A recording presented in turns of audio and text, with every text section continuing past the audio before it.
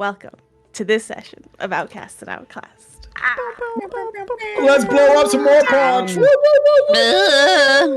I don't have any major announcements. I will just once again say check out club.wafflesmaplesyrup.com. This is, if I'm repeating myself to anybody who's watching us live, it's because all of the pod viewers and all of the podcast listeners hearing me for the very first time. Hello. Hello. So basically, TLDR is that we have a cool website, and we have a cool merch place, and if you like what we do and if you like the show, please consider supporting us and helping us continue to make this happen, because it's not free, and if you're not willing or ready or able to commit to monthly subscription-based things, we do have one-time things as well. Any support you want to send our way would be much loved and appreciated.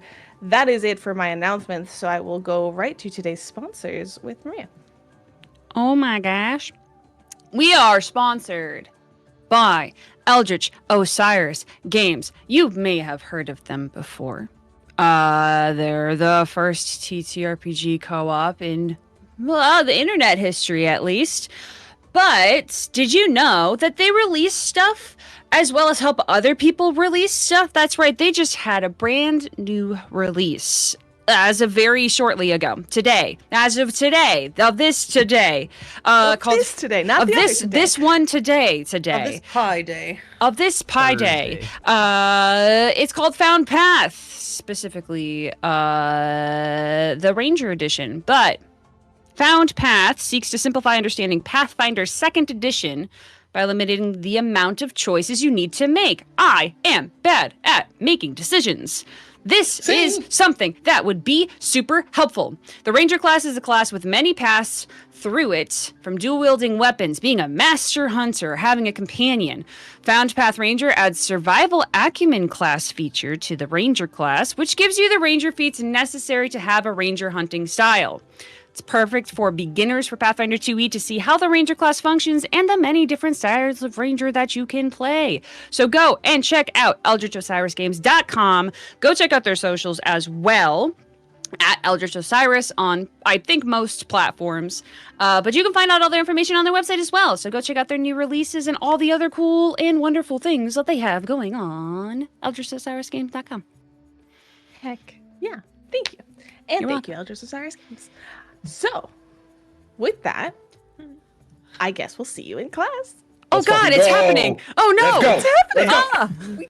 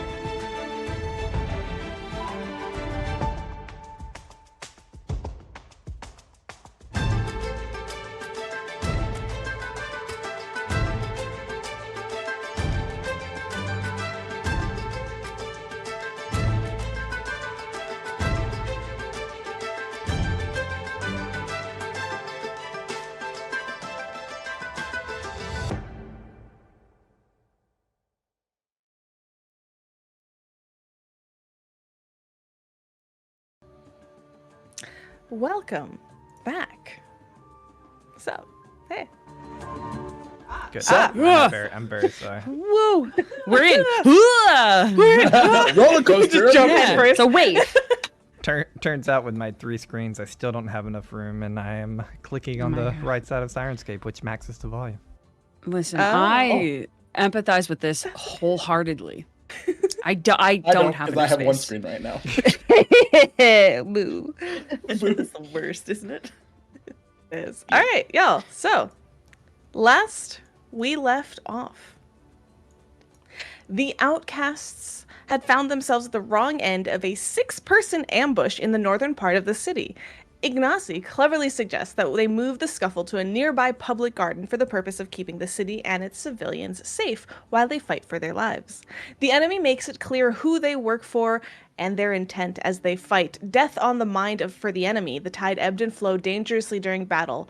Ark saw a vision of himself that he did not like. Arafe utilized some new and unfamiliar magics, and Hideaki began to tread further into dangerous paths to prove how far he would reach. And Tal nearly walked a familiar and deadly path. However deadly, the outcasts could not be bested, and found victory in the burning, eventually discovered to be carnivorous public garden with a cost. Matters mostly settled, Ignacy makes clear their dissatisfaction with how the events of the battle transpired. They don't believe that this type of behavior is what the Magaambya stands for, and Ignacy, still wounded, exits the garden, head held high. As the party moves to check on their fallen foes, Arafe spotted their runaway still peeking into the garden. Ark and Hideaki take matters into their own hands, questioning Jaya firmly on what happened, why they did it, and what they know. With many questions asked and even more unanswered, Hideaki resolves to continue to help Jaya, and agrees to help them escape the city, and by proxy, their eventual death by the hands of one Frogleg. Split on the decision to help Jaya, Arafe and Tal leave it to Hideaki, while Ark decides to help, believing Jaya to be a dead person walking either way. Back on campus, Tal, shaken, self-isolates as soon as they can, the events of the past few days catching up with them. Arafe, on the other hand, spots Ignacy emerging from Janatima's office, likely recounting the events of the past few days. And that's where we pick back up, but not before quickly saying that if you like that recap, genuine, a wonderful thanks to our lore keeper, Freckle Sketches. All right. Amazing job. That was good. Woo! It was good. It was wonderful. Better than I do, so hey. Well, we're going to pick right back up let's go into the Sprout House, because one of the main impacts of the intensity of the battle that have just passed was felt none stronger than by one Taliatia. So, as the cameraman magically zooms through the door. Camera chicken. It's always, I love that trick, when they just like close damn their chicken. closed door. So good. Definitely magic. Oh yes, of course, the camera chicken phases through this door. What do we see inside Tal's room?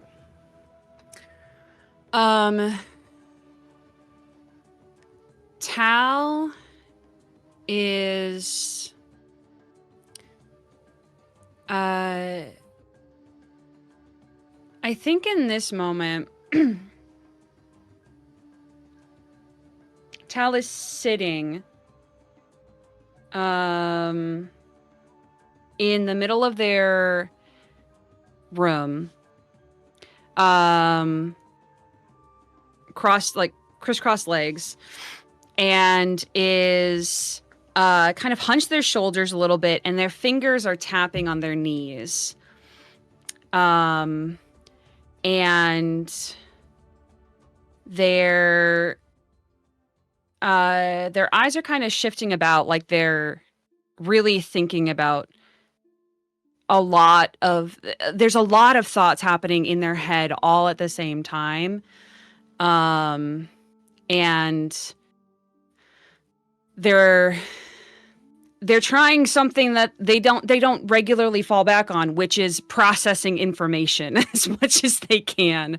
Yeah, physically, I'm sure that it is a very odd physical feeling, while the immediate conditions of the poisons and everything that were taking their toll on you have definitely since faded out of your system. I mean, you were the definition of the song of I get knocked down, I get back up again. Chumbawamba. Yeah. So, exactly. but you were healed to full multiple times Yeah. throughout this. But there's dried blood on your jacket and your clothes. That still has to leave a soreness and a pain after everything you've gone through. Yeah. So as you're sitting here tapping, trying to process, what's going through your mind? Anything in particular standing out? The biggest things that Tal is mulling over right now is over the past few days, because it has only been a handful of days and they've been busy,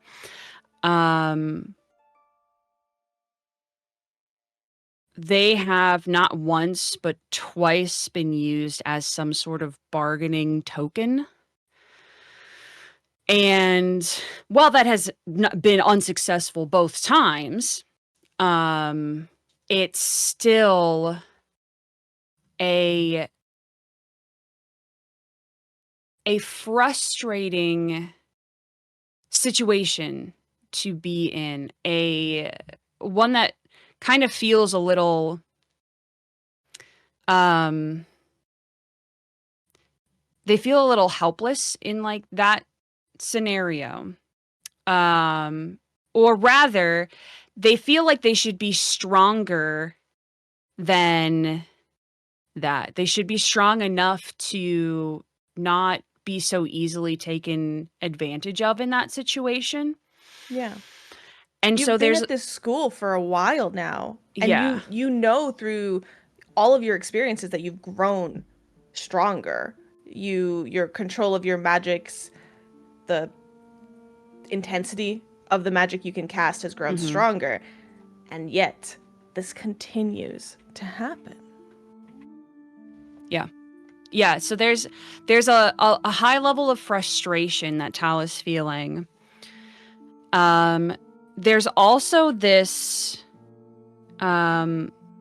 this bit of fear that's kind of been there it's been there since they met and grew to like this cohort, but this fear of not wanting their weakness to be the reason that other people get hurt, whether it's people that they care about, or even in this situation, the people who were attacking them, did they have to all die? If I was stronger and could help stop it, did they have to die?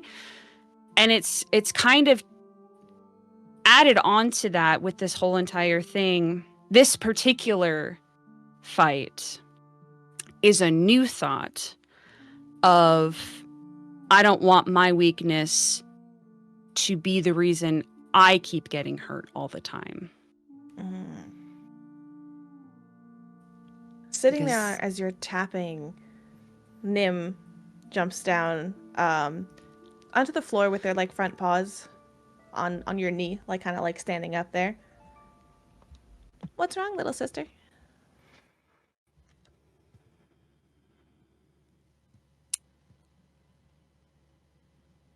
You've never called me that before. Oh. What would you like, Tal? It's fine. It just caught me off guard a little bit. They just kind of stretch on your leg. I'm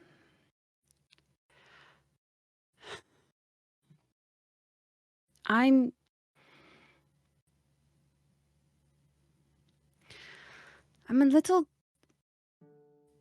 concerned, Nim, that I haven't, that I'm not as strong as I think I am.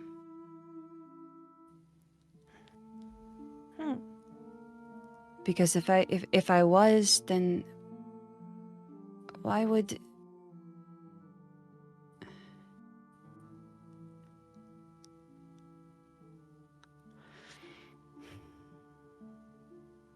I don't want to keep getting in the way.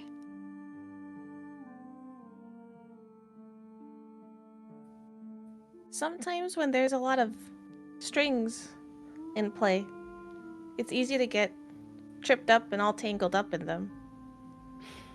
But if you can find the opening thread, you can unwind it. I think you're getting stronger and stronger.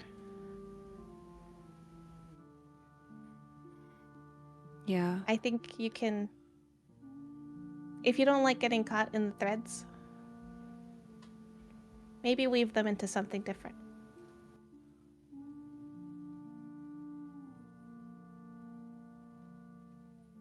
You can do that. What do you mean? Oh, look.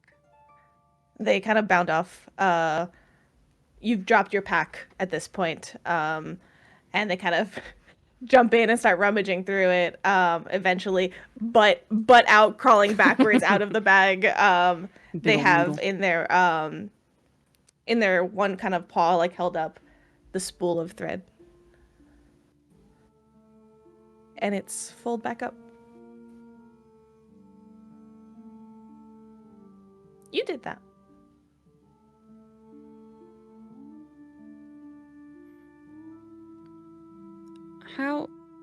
How? I didn't... It wasn't intentional. And Tal's just gonna reach for it and grab it.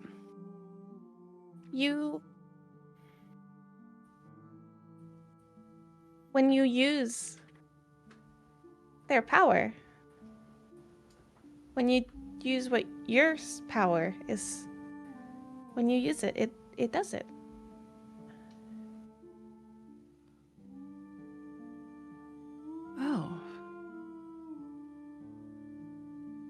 Oh. You want to make me like a... I would love to roll any dice you tell me. I would love to roll all my dice. Occultism. I would love... That's my favorite one!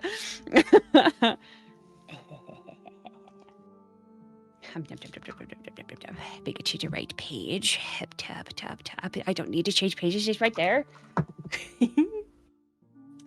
25. 25. Also, happy level 6, everyone. Happy level 6. I was gonna get there. Woo! Let's go. Are trying to figure out what Nim is really referring to. Obviously, their words are not very clear, and they're giving you enough though, and you begin to like try to like patternize and pull some things, and you know that you think to like the specific time that you went back to your Norn and spent a day or a dream with the youngest one, as she taught you about how to find certain threads that face towards the future. The equivalent of fortune effects, if we were to put in mechanical terms. When you impact the future, that seems to be what Nim is referring to. That's what you were given. That was the power that you've been given. That's what you were been taught. That's when you do that, you felt the spool shift in your pocket before. And you wonder what that really means for you.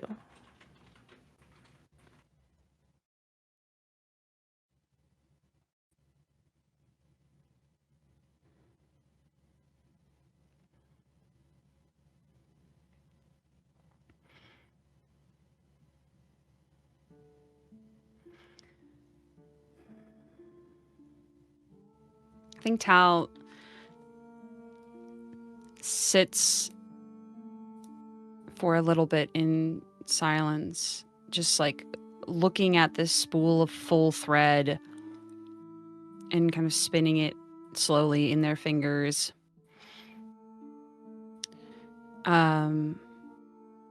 And the moment in the fight where their patron through Nim whispered to them, are you just going to let yourself be a punching bag, or do you want to take things into your own hands? And urging Tal to show everyone what they can do. And how Tal's thoughts in those moments were, of course, I don't want to be someone's punching bag because it hurts. And I'm tired of hurting. And I don't want to have to keep relying on others to save me all the time. And I want people to know that I'm strong and capable and that I don't want to let myself be taken advantage of so many times.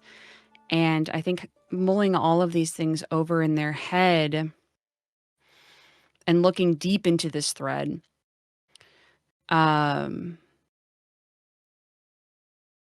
Tal realizes that they perhaps have been ignoring the biggest source of potential power, or not ignoring, fighting against the biggest source of potential power and growth that they possibly could tap into, and that is their patron.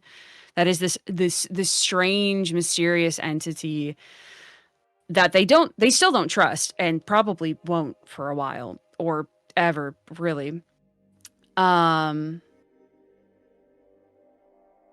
But they look, and if this was a movie scene, it would be a rack focus from the thread to Nim. And in that camera shift, and you're thinking back to that moment where you took hold of those threads in the fight, and you've been staring at this thread, and as you focus shifting over to Nim, you see this translucent shifting there and not there thread in front of you, connecting you to Nim, and you see two more leaving from the tips of their tails,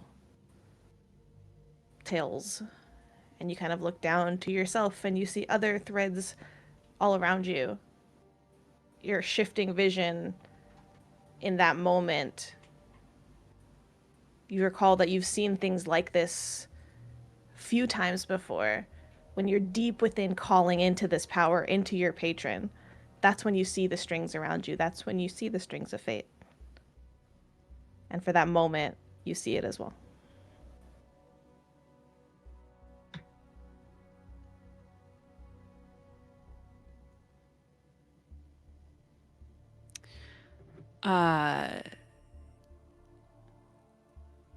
Tal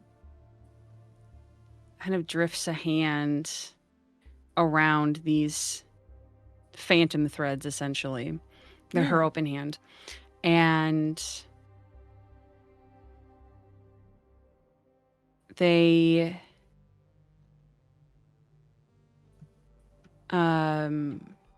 make a choice, and they grab onto the thread, the spool of thread that was in their other hand. They, instead of spinning it, they just take it in their hand, and they look at Nim, and they hold out their open hand to invite Nim to go up onto it. Which they do. And Tal like pulls them up so that they're eye level, and says,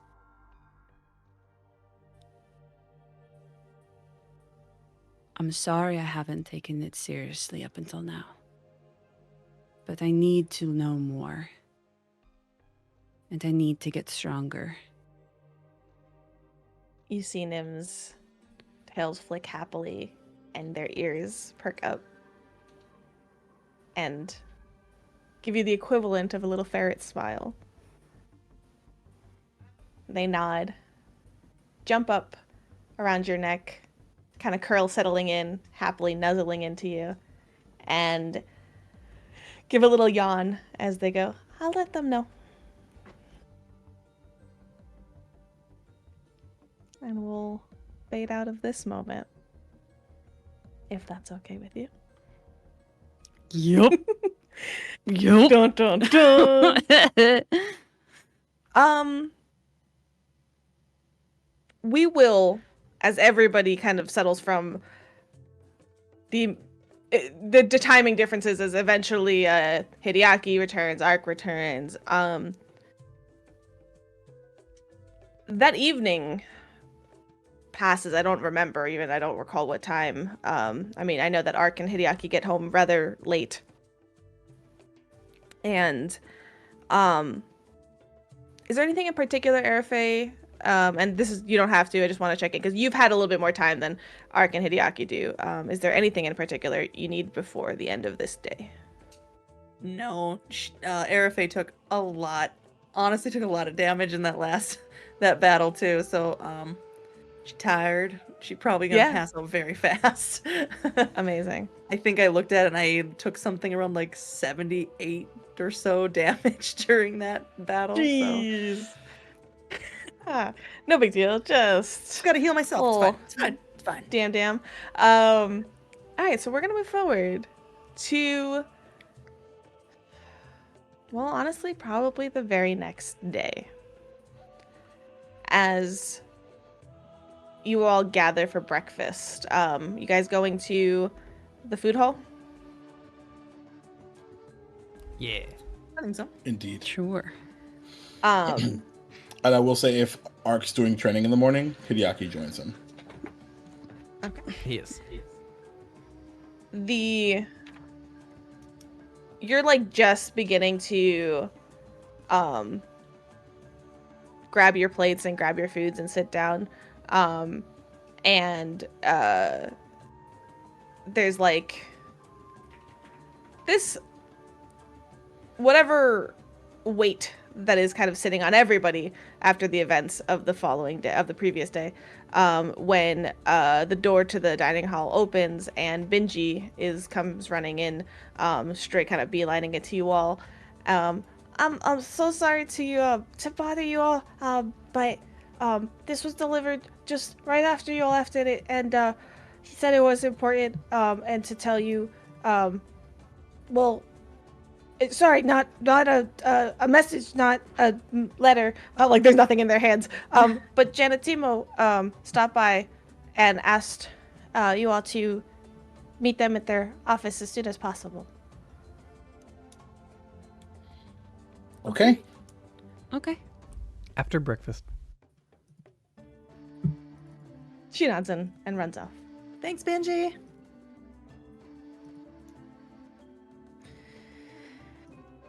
That may or may not be good.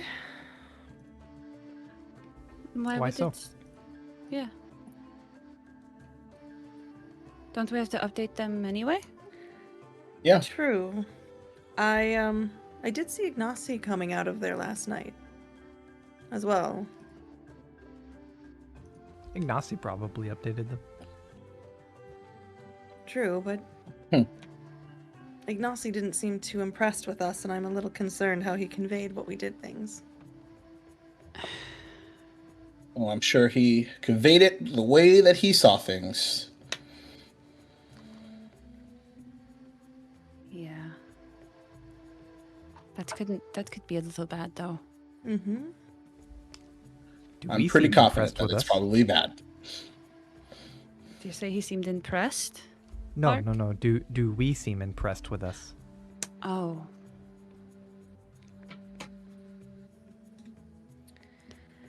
I think we did good things and not so great things. I think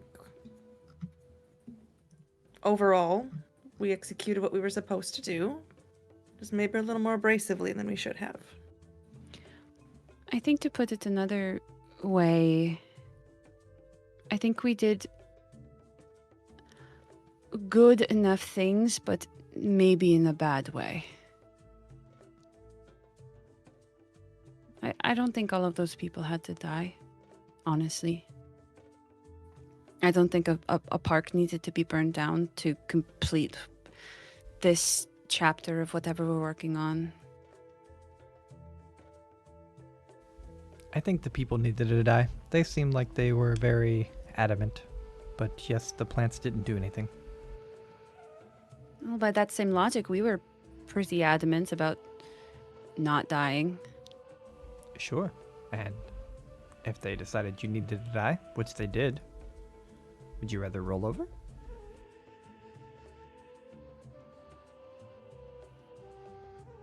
Tal doesn't answer and just picks at the food on their plate. I feel worse about the plants than the people. That's striking to me. Why? Because they walked in to that park with death on their minds. Us or them. So from their perspective, it was win or die. And we just needed to catch up.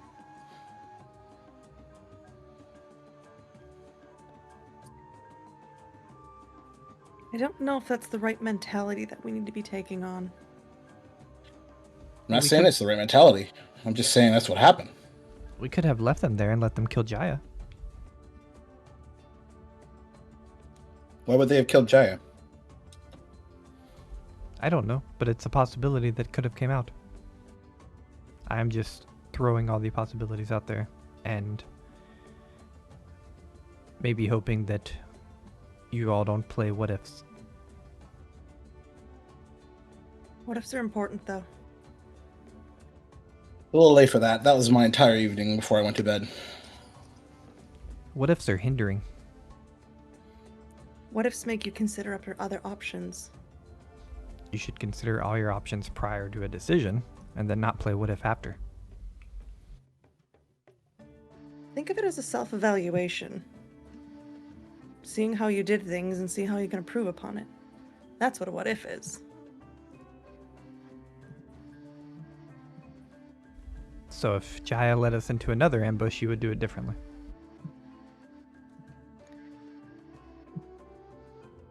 I am just beginning to become uncomfortable with how comfortable I am killing.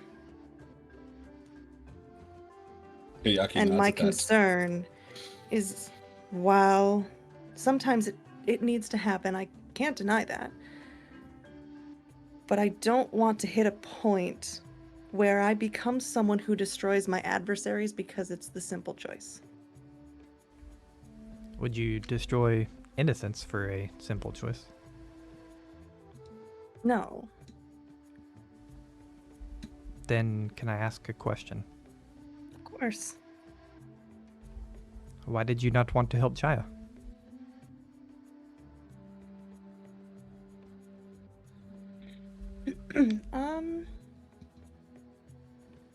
Feelings, honestly. But from what I have learned about Jaya, and maybe I need to know more, Jaya seems like someone who expects other people to fix their problems. But I don't know a lot about Jaya. I don't think they deserve to die at all. I don't think most people do. But just our last few battles, we have kind of gone into them of...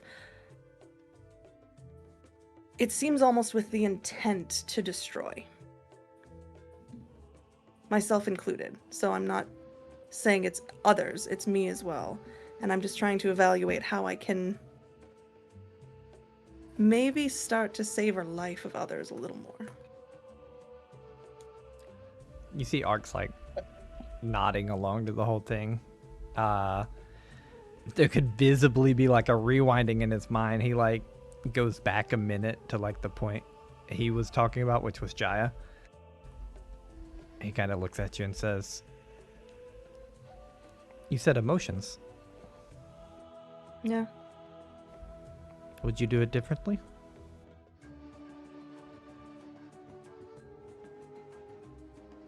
Knowing how it turned out? Maybe? Maybe not engaging, just leaving, because what was the point? Yes, I understand. Specifically talking about helping Jaya or not. Oh. No. Honestly, I don't think I'd do that any differently. So if you found them dead, there would be no what ifs. There would be. Absolutely. The hard part about what ifs is there's what ifs about the what ifs, because that's what would have happened then. It's a cycle. I have anxiety arc. What a lie. That seems like something you should get rid of. You know, Tal chuckles at that. I very much agree with you. Oh, stars seeping through. Ark, if you can find a way to get rid of things like anxiety, you will be the strongest magical person in the entire known existence. Well, it Without sounds like a lobotomy. Yes, without physically altering a person. sure. Arafe legitimately thinks he's starting to work on that. Challenge accepted. Yeah, totally. Yep. There's a new quest or goal in the quest log. Mhm. Exclamation point shows up above Tal. Throughout the course of this conversation, you're eating your breakfast, but you know there's only so much you can delay. We have to go. Yeah.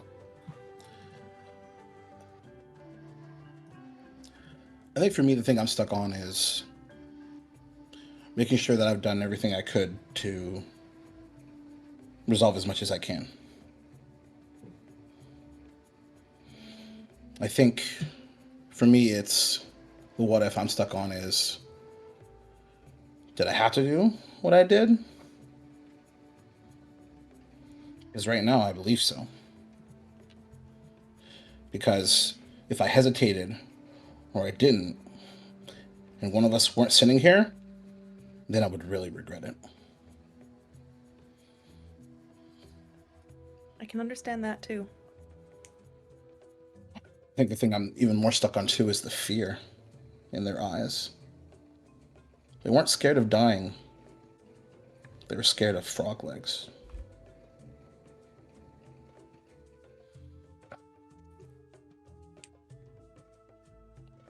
In Arafe's mind, she just keeps she wants to ask the question, but she's not going to of, do you still want to chase them?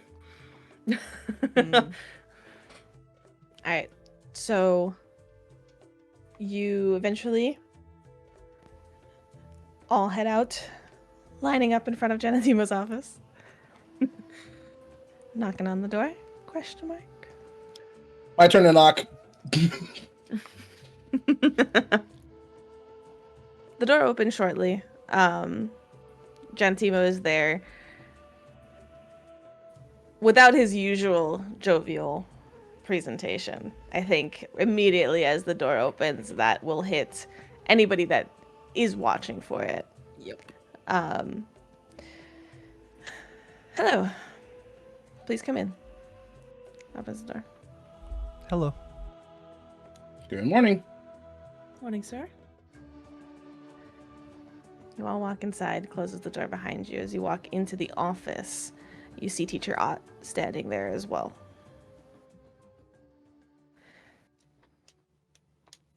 Your Nods to all of adversary. you. No, I like him now. Genetimo kind of lets out a sigh as he follows you into the room. I have been apprised of some troubling news, and I wish to speak to you all about it. From Ignacy. Only in part. But yes, specifically, Ignacy let me know of some of yesterday's details. And you see him kind of looking across at each of you, like just very much taking you all in.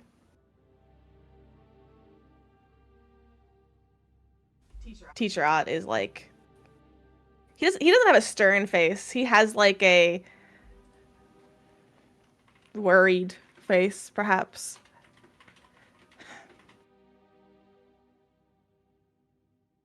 So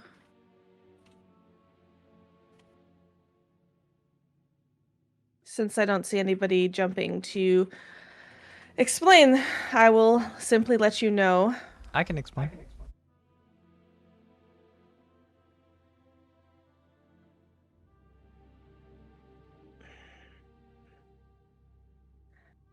Which in particular are you going to explain? Which one would you like me to? Kind of sits down at the desk in front of him. And up until now, whenever you've met with him, he does sit at his desk sometimes, but is usually kind of like leaning or sitting on the corner of the desk or like something like that. But he sits like in his chair and he kind of like brings it properly in front of him, and he kind of opens up a notebook that he has. Well, from my notes, I see that you have been skipping weeks and weeks worth of classes. You have done significant damage to public works of the city of Natambu. You have left dead bodies to the public. Not to mention, been the source of their death. The bodies were this time, I assume. This time? Yes. Yes, because we've left no other dead bodies other than bugs prior to this. Yes. What concerns me is this is not actions and behavior fitting of conversants of the Magaambya. And this is not fitting to the wonderful stories that Teacher Ott has personally given to me about each of your potentials.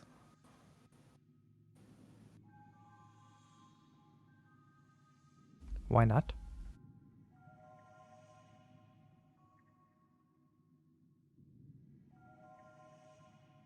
He looks to any of the other three if they wish to. I apologize for my silence. Usually when I'm about to be punished for something, I like to just let whoever it is just run through with what they need to say before I respond. I think mainly the situation that we find ourselves in is, as new conversants, is what started out as a small figure out a poltergeist situation has escalated into a lot more. And where that leaves us is, as of at least right now, as far as I know, targets on our back. That was before this ambush that we survived. Barely. You know, we were just discussing this morning the idea of what ifs and things that we would do differently. And I said it to everyone earlier, and I'll say it to you. I feel bad about the park. I'm sure that in any other scenario, I would enjoy it. But when I look as my friend is being stabbed to death, and I see an opening, I took it.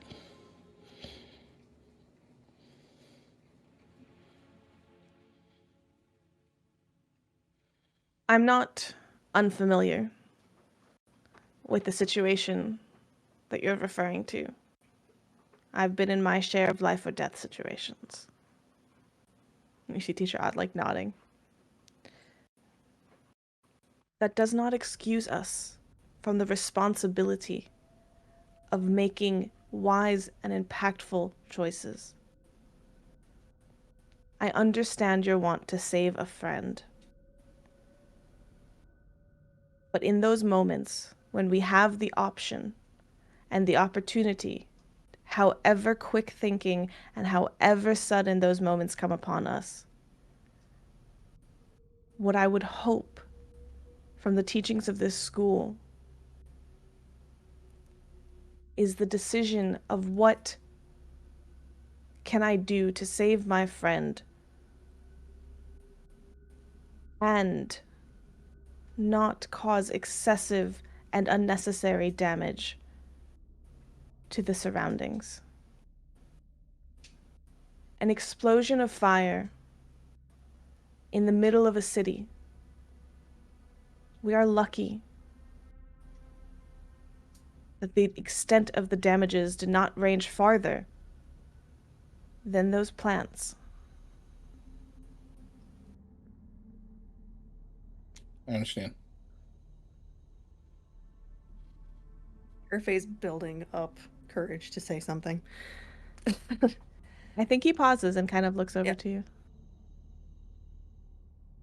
I don't disagree that we need to stand forth the consequences of our actions. This is true, there were mistakes made on this one. But in this list of mistakes we've made, where are the accomplishments that we've done at the same time? We upheld a wall that was crumbling that the city refused to help. We did that research on our own. We, rather than taking out busker muggers, we brought them into the chime ringers, including the ones that got injured. We cured them and brought them up. I do understand that this is not excusable. We need to have the consequences of those actions. But in our history of everything we've done, this is not something that happens to us normally. And I don't, and she'll look at Hideaki, don't agree with the use of the fireball. Hideaki didn't just lob it mindlessly. It was an unfortunate choice. We saved what we could. Were there other options? Maybe. But I don't think we should be put in the light of being reckless. I understand and appreciate you taking the courage to rebut in such a way, and you see him soften a little. You are correct that you have many accomplishments under your belt. And he kind of smiles and looks over at Teacher Ott. And Teacher Ott kind of steps forward as well. I am, Teacher Ott saying, I'm immeasurably proud of how strong you are all getting. Truly. To hear of those accomplishments eases some of the anxiety.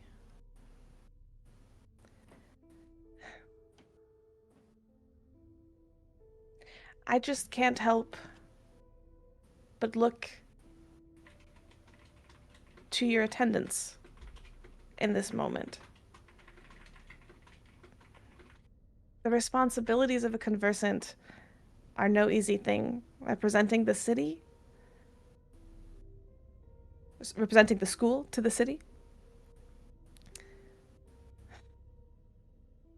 on top of your studies. But it's a thing, perhaps balance is the word to use here. And kind of looks back at Janatimo. Yes, I think that would be a good word. I understand. It's not easy being the good guys. We have so much to consider. And at times, it feels like there is no good, easy choice. What I want to ensure is that in your continued education here at this school, you continue to learn the options at your disposal. so you can feel confident in the decisions you make. I know I can only speak for me, not the others, but obviously if there is a punishment warranted, we will do that. I just don't want it to overshadow everything else. I understand. That is noted. I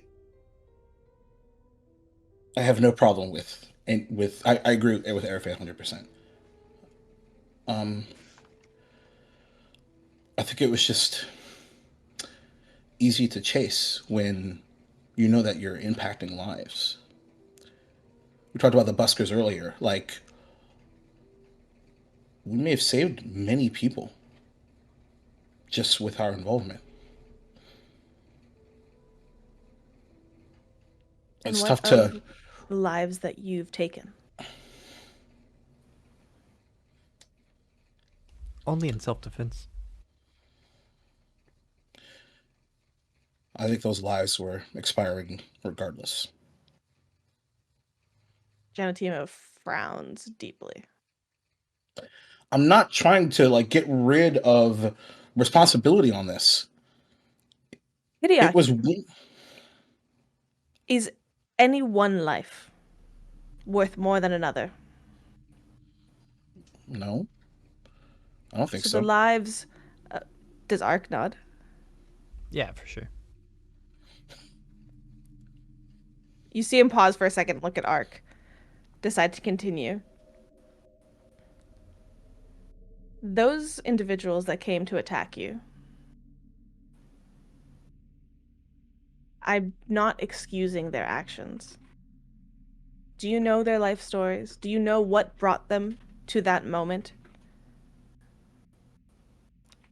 I don't. But the lives of the buskers that you've saved, or the shop that you kept afloat, I don't value those over the ones you've killed. Well, I think so. The piece of the proverbial pie that you're missing is, even though the two that we brought to the Chime Ringers apparently are dead too, this frogless person scares them so much that they would rather die at our hands than run away or be arrested.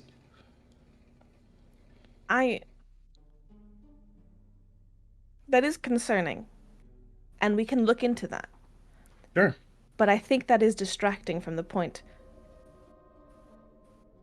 Are you saying your only option was to bring them to the Chime Ringers and have them die anyways, so you chose to kill them yourself? No. No. So the buskers, the individuals that were mugging the buskers, we brought to the Charm Ringers, and the people we fought last night told us they were dead, even though we left them at the Charm Ringers alive. And this has been confirmed? We have no idea. We heard it last night. Very well, we can have that confirmed, but... The ones that ran away, and the Ark like purposely interrupts on a breath. The ones that ran away from the fight that we didn't get to bring to the Chime Ringers did die. By your hand? No, by Hideaki I think. Hands them the note that they were given. Kind of looks it over for a moment. Hands it off to Teacher Ott, who reads it as well. May I? Can I ask a slightly offhanded, maybe pissy question?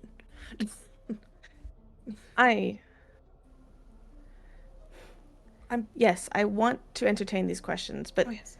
I need to make sure this is explicitly clear. If you have the options in a fight between killing and knocking unconscious, and then with clear time and clear thought, deciding what the next step is, what I need from each of you is a clear understanding here. Which of those two will you choose? To be honest, we have already had that conversation with each other this morning. Before You we see him came like here. soften a little. That was a conversation we had.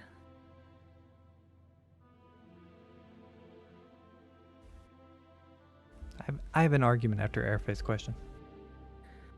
Do each of you basically agree with like you will all knock them unconscious over killing? Arafate immediately. Yeah, Tal probably would pretty soon after. Tal hasn't talked a whole lot during this because Tal is kind of on the side of Genetimo and pretty wholeheartedly about kind of everything that they had said. But they'll... And I think he sees that in your body language as well, which is why he hasn't Yeah. like targeted you. Yeah. Hideaki like sits on it for a while. Mm-hmm. And like there's like almost like the edge of a rebuttal. And then he nods. Ark has not nodded yet. Go ahead. Go ahead. With you said you had a rebuttal. After Airface's question. Arafate's pissy question? But then this was interrupted in the middle of it too. So like to this question from Genetimo, like to make it explicitly clear, Ark hasn't nodded yet. He hasn't said no either. He's just like kind of sitting in the middle. Mm-hmm. I mean, we can give it. Depends on how long Genetimo gives it, but it's like Ark would give it 3-4 minutes straight. No, so what we'll do is he's watching you and he will require your answer, but while this is happening, Airface. I'm just wondering if you had this conversation with Ignacy as well. What do you mean? Ignacy killed 2 of the 6 individuals in that fight. I don't believe, out of character, I don't believe he did. No, he did. The 2 on the side, he did. He knocked 1 down. Hideaki got the kill on the second. Okay, he got 1 then. Yeah. Mm-hmm. But And the first one, I didn't think about this as a GM out of character, but he would have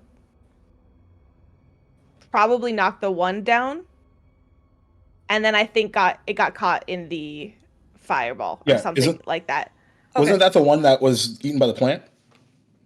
No, that was a different one. But what Okay, we'll fair enough. say for the purposes of Your this, call. because that is a very fair point, and I, out of character, was thinking that he didn't. So okay, then I will just retract that, and that whole thing did not happen. Perfect. Rewind didn't happen. valid though. Really valid. good point. I'm like, girl, you Great killed point. people too. Yeah, right? Yeah, I'd like to point hypocrite. out the only time we've killed people is when Ignacy was with. True. There's a common We're trying to save his denominator. ass. No. But never mind. Retract. Canon I mean, specific it's- didn't ask that. That brings such a good point for me, though. I almost hold on.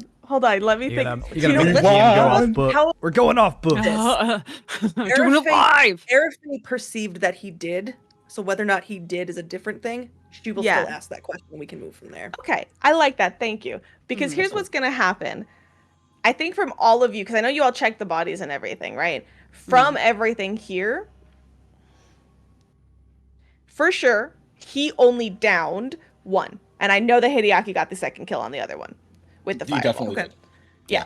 So we will say that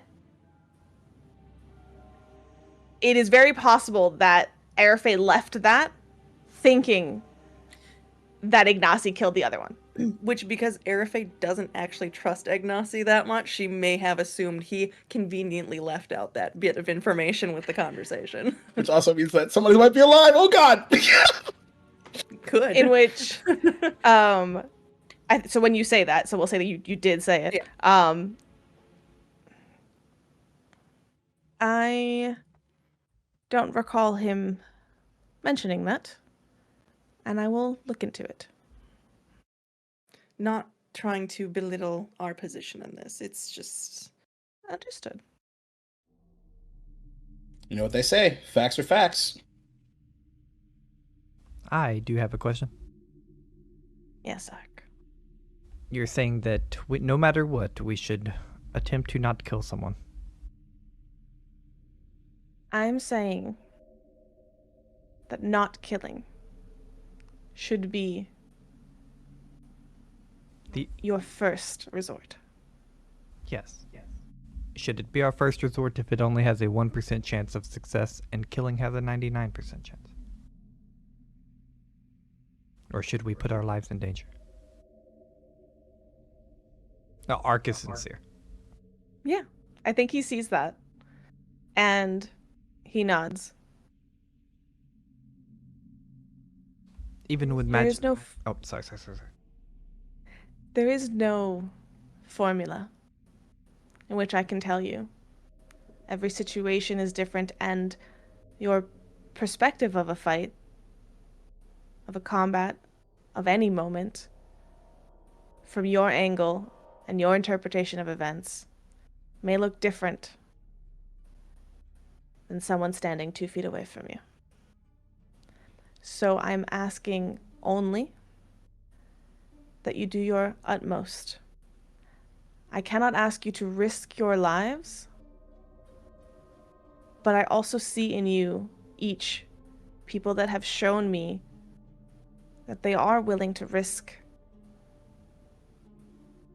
for the sake of doing good, for the school, for people in general. Ark gives like a little half bow, half nod. And then, as if it's debate class and he's supposed to say something, he says, one last argument. If it were to result in someone that would do good for 90 years, dying right then, why not just kill them and revive them later, much like we did Tao?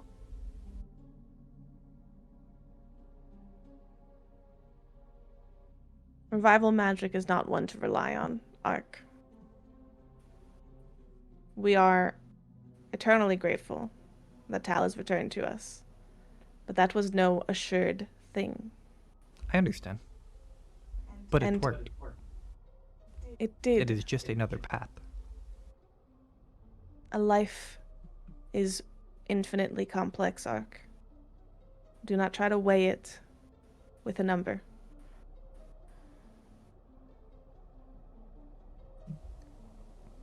So, I should risk myself.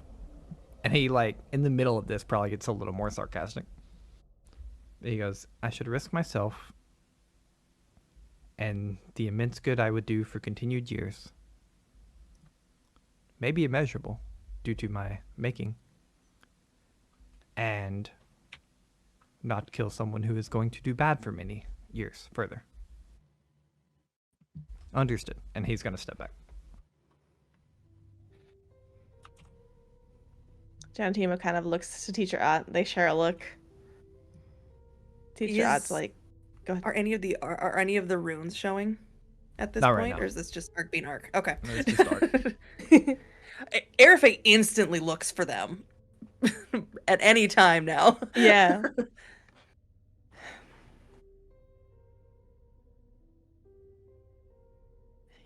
I think Genetima's gaze lingers on you for a long while, and you can tell that he is thinking.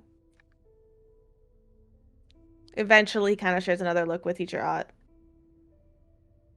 and lets it go.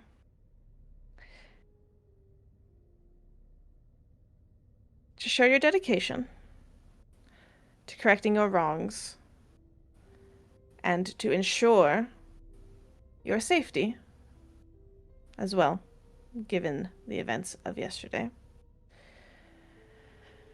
The following measures are what will be put in place. First, you are to stay on campus.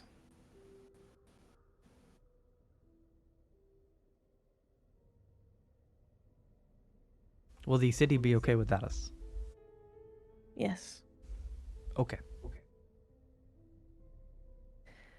Second, and the only exception, is community repair work, which you will volunteer for once a week. It will begin with work at the Carnivorous Gardens. Kind of looks over at Teacher Ott. Bring Teacher Zuma in, please. And Teacher Ott will step out. Well, you see Arafe instantly just kind of go, oh. No, not teacher. It's over. As teacher Not walks out, audibly. can I talk to you for a second in a minute? After this, yeah. Okay. Of course. And he kind of steps out to the back, where, you know, like Jantimo's like living quarters kind of extend there and up. A moment later,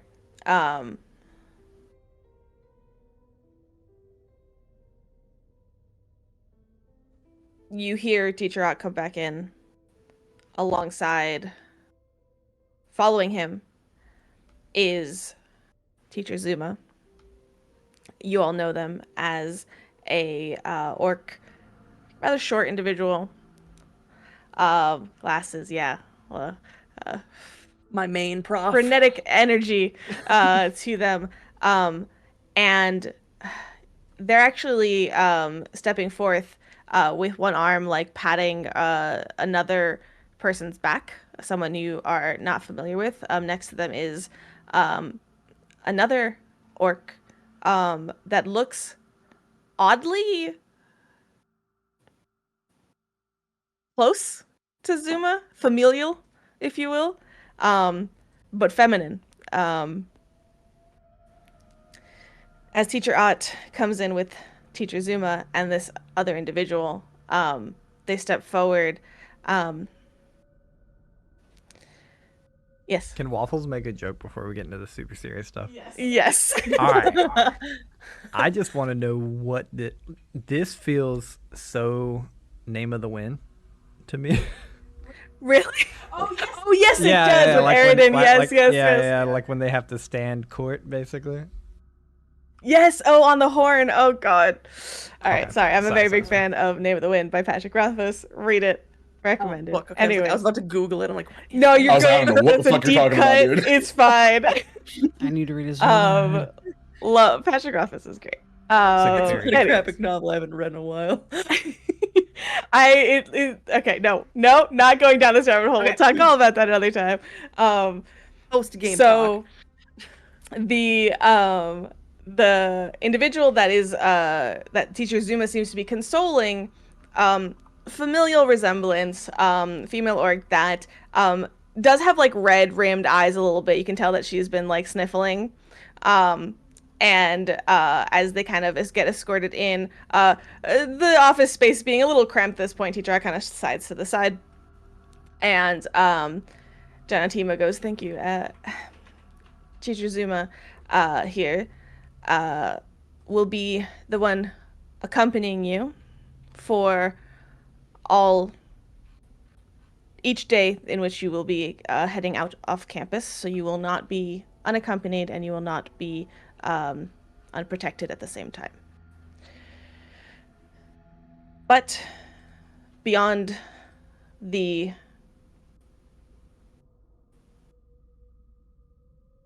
chaperone duties that Teacher Zuma will be taking on, I found it important for you all to meet his sister, Natofo. And she kind of sniffles and like she's not making eye contact with you all. And Teacher Zuma is giving you major stink eye. Natofo here is the caretaker of the Carnivorous Gardens.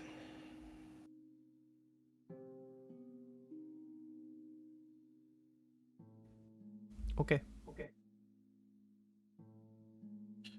We are extremely sorry for the damage that was done. Hold on, Arafe, that's not fair. You shouldn't have to. This was on me. I made the decision. And looks them in the eye and kind of does like a quarter bow. I'm very sorry. I hope that I can help you.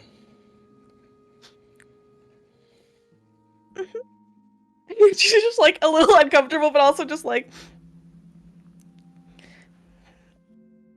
my poor babies. And you could, in this small moment in the back, even though it is not appropriate to the energy of the space, you see a similar eccentricity to perhaps Zuma, and you think about what interesting days ahead are in store for you. This community reconstruction. There's so much dread in Arafe because she's in Zuma's classes. He actually likes teaching Zuma, so it's fine. Peek behind the curtain, via the book, yes, Teacher Zuma's sister does indeed run the Carnivorous Gardens, and that was too good to pass up. So that's awesome. No. I love it. Great pull. Yeah. That is basically what's been charged of you. You are going to be staying on campus, and once a week, basically, be doing community repair. You are to attend all your classes. You are to be given makeup work and blah, blah, blah, blah, blah. And like the details of that are all going to be given to you.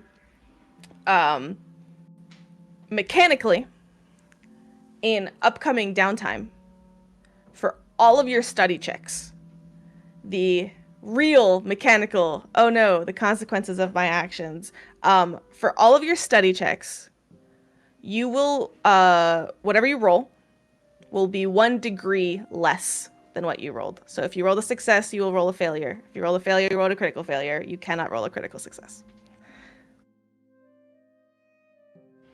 That's sure gonna suck for somebody, huh? And that is simply from, like, having missed so much of school.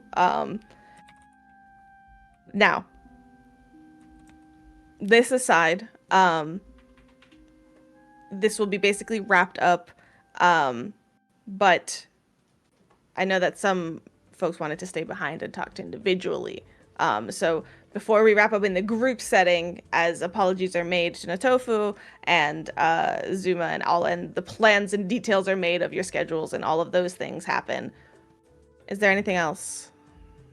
Before we break away from the group, yeah, Arafe is going to also bring something up of we're also currently trying to find something for Lissetti that is a very time-sensitive thing. We need that statue.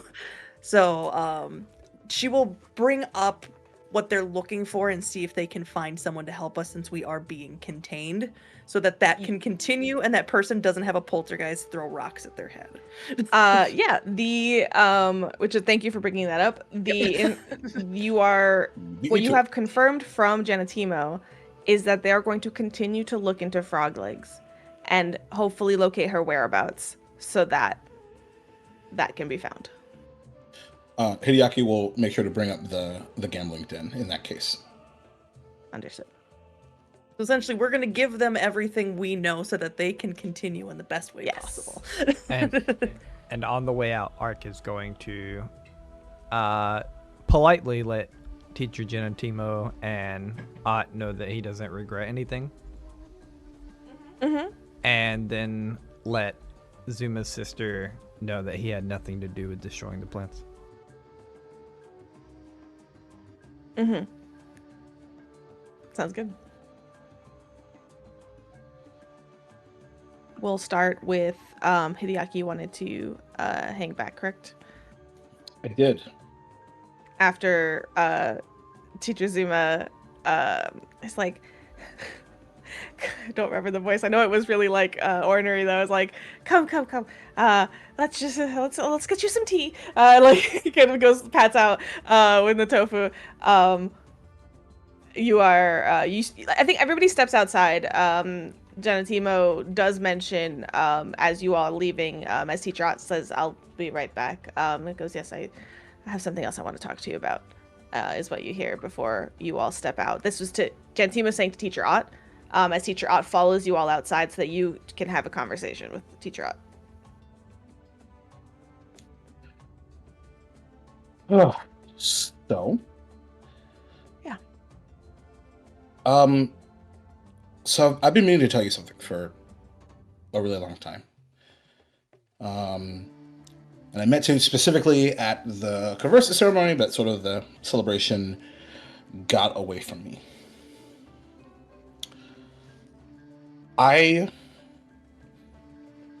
The past year and whatever,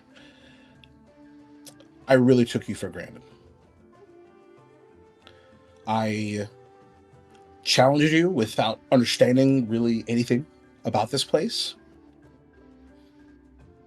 Especially with the goings on lately, I'm, for better or for worse, really starting to understand that a lot better now. So, what I'm trying to say, I guess, is... He places a hand on your shoulder. What I'm trying to tell you is that I'm really sorry. And also, thank you for having so much patience with me, even though I didn't deserve it. Now, 2 things. First, can I have a hug? Yeah. And he gives you a big hug. And then he, kind of pulling apart from you, one hand on either shoulder this time, like not fully separating from you. You're probably eye level, honestly. I mean, you're I'm a tall boy. tall incident. Yeah. He looks you dead in the eye. You do deserve it. And you did deserve it. Always. Without patience, there is no growth. And kind of glances over to the office. Despite everything that's going on, I know it hasn't been easy. And I'm still proud of you. You're doing amazing. A little course correction, that's all. That's okay.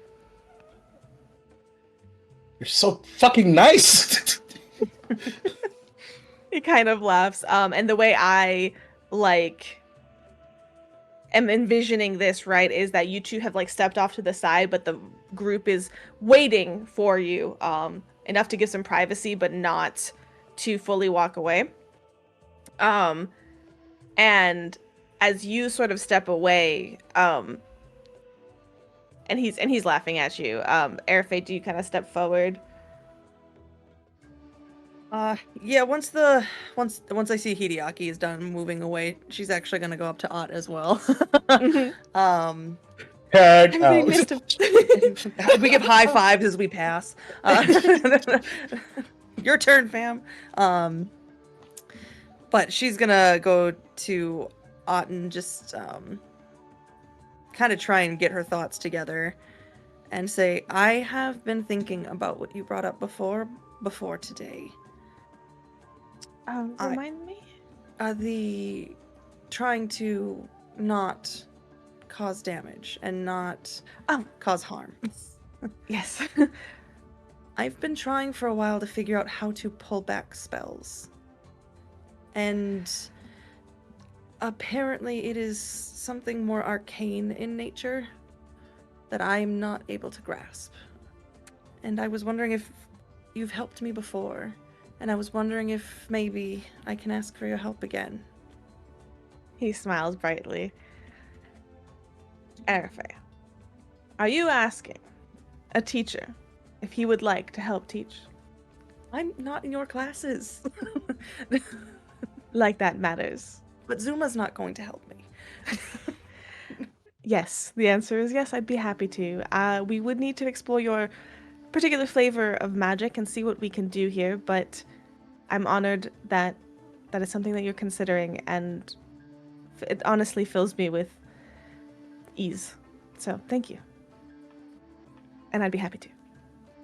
Oh, and then he kind of goes into schedule mode of after Reorganizing how we're classes gonna and meet up. blah blah blah blah blah happens. I have Office extra. hours. I have extra classes on top of cram study. Yeah, you find some office God. hours of personal time as that is his kind of fades out of that.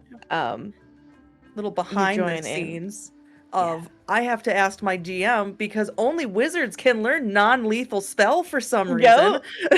Yep. I But And you're my- at a magic school, said me, the GM, and that just is not gonna happen. This is why you talk So to me. we're Like, gonna- it makes sense for you, so we're gonna make it happen. So Yes, thanks, and now we GM. flavored it in game, and I love it. So Hideaki having a small one-on-one with Ichirat, followed by Arafe as you all group up. Is there anything else in the immediate of this moment? Is anybody else talking to Teacher Ott? Is anything else happening? Okay. A question for the GM on the way back, because I'm trying to remember the logistics. Do we have to walk through the, I don't remember if it was like a garden or gazebo, but like where the statues of like I forgot the name of the heroes of Yeah, the 10 whatever. magic warriors. Yeah. They ring around the campus. So there, Okay, if I okay, cool. recall, we've actually have said that there was one close by to Janatima's There was office one. because there was a whole wild scene between Tal and Ark over there. Sure was. Yeah, sure was. Yeah. Like I don't know how wide a berth everyone's going, but like he'll like make up, not stop there, but he'll just like look and just kind of think to himself like, did you ever do this shit? Did you ever deal with this shit? What's your fucking story? Yeah. Ooh. Okay. I love that. And I think the camera kind of pans up to one of the magic warrior statues. The black heron specifically. And it fades, like it stays there for a moment, a beat. Enough to make you as an audience watching this statue wonder if it's going to move, if it's going to respond, if it's going to react. And we're going to go to break. Ah. So emotionally charged first half.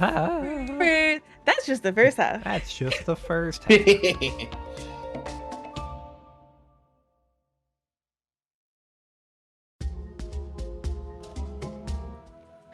Welcome back. The name of the full session and the previous episode, likely brought to you by One Waffles. Very wonderful. Prose and consequence. Well, we've handled the consequence, so it's time for some prose, aka downtime. So what we're going to do moving forward, and we're going to handle study checks at the very end. If we get to it today, that's fine. That's great. If not, we'll do it at the top of the next one, or we'll figure it out, because I want to use our time differently. As with every downtime, we're dealing with probably a few weeks in general. We're going to be loosey-goosey with this. For ease of everybody's thoughts and things, we'll go with the typical 2 weeks. Might be a little bit more, might be not. The important thing to remember here is, for all of you, how your time is being used up.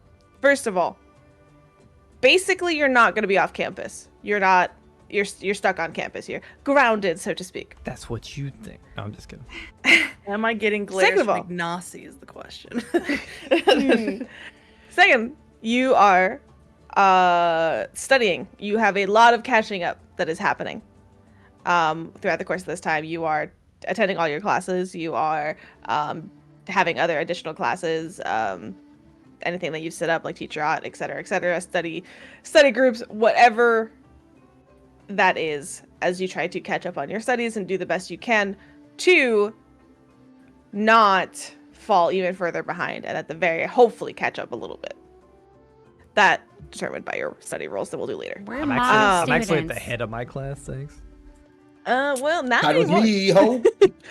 Well, If we'll by see. head you mean toilet, then yes. I mean, only in the Navy. If the Like shitter, that. then In the yes. toilet. That tickles me. I liked it. All right. You're welcome. So you're studying, you're staying on campus, you have a day of the week, your limited free time being taken up by the community repair volunteer, while Hideaki apologized and took the intensity of the specific fireball blame.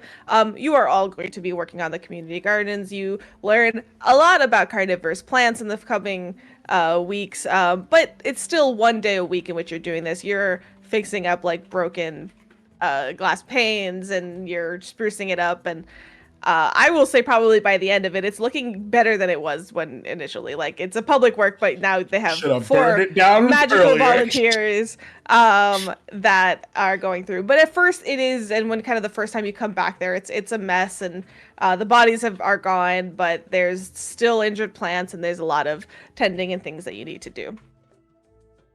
So all of that is occupying your time.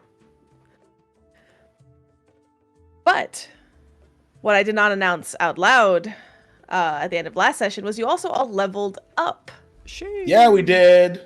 So everybody here is level 6, I believe. Congratulations. Let's ask Nightbot. Yep, level 6. Thanks. Let's go. Let's go. So, Wow. as we go into our downtime, as a dog sneezes, Got you. we will start off with Arafay. No. No. No. Arafay's like, pass. No. So I mean, all right, let's start off gently with like some of the things that are going through your mind in these next coming weeks. I mean, you're back to classes. There are some probably. Do you have a class or two with Ignacy? I don't think so unless he's part of the Tempest Sons. He is not. Okay, yeah, so I think we are in completely separate classes because I am Okay. Rain Scribes and Tempest Sons. Yeah, he's Emerald Bows and something else. Yeah.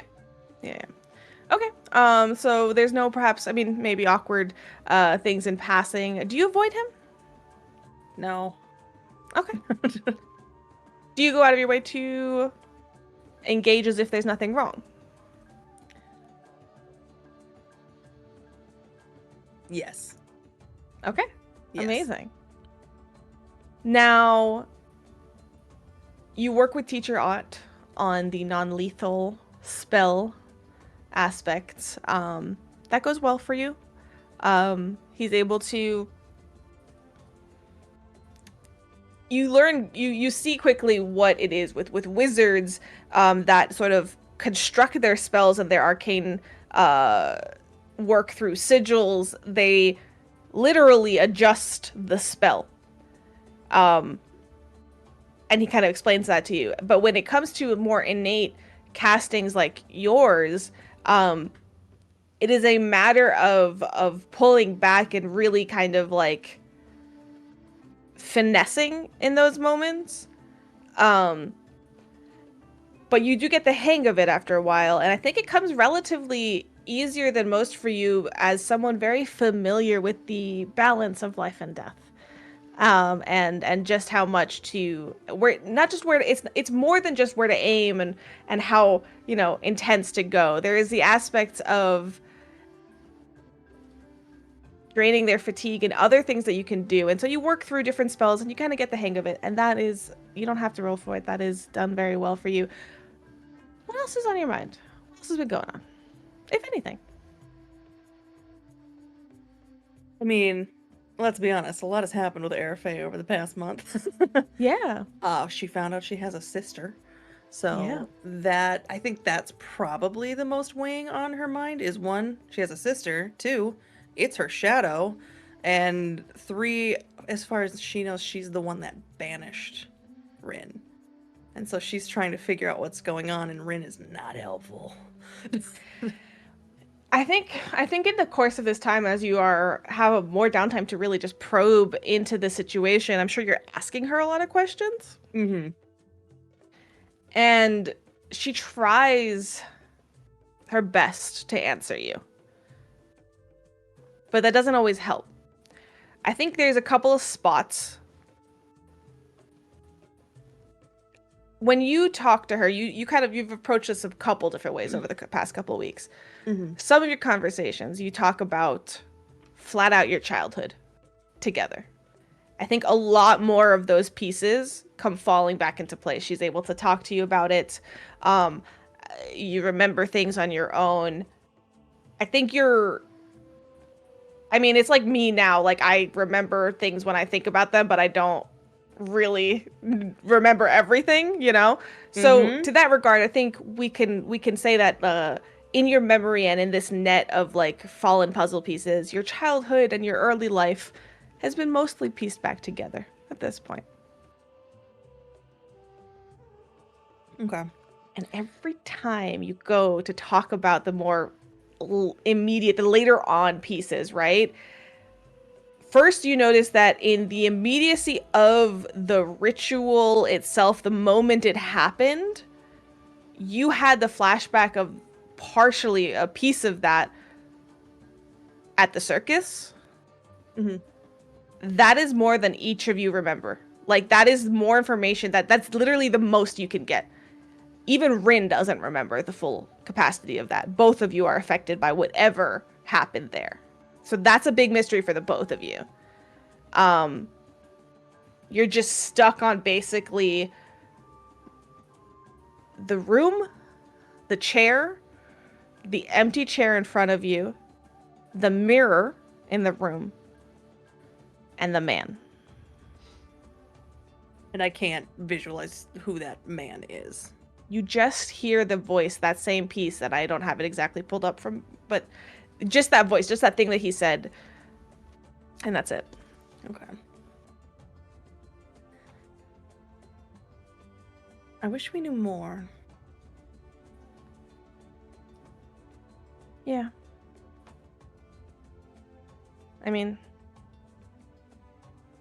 I can get answers. Beat him up. I assume what she's talking about Infar. Infar.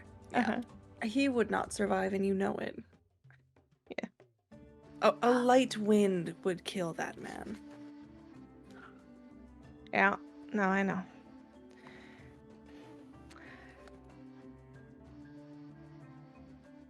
Not to fully...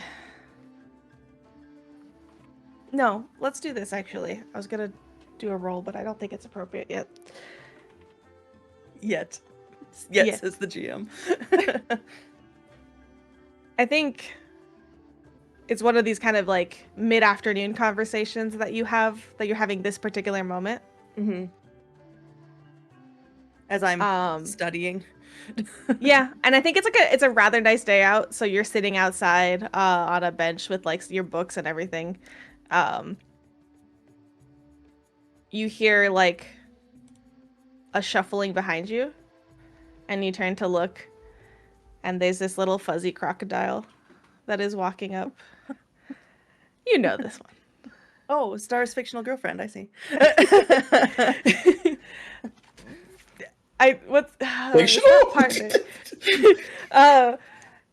And indeed, soon after, Noxolo is like sits up from the grass wherever they were laying, which was kind of like obscured by some of the tall grass, and goes, "Hey, how long have you been here?" Oh, before you sat down?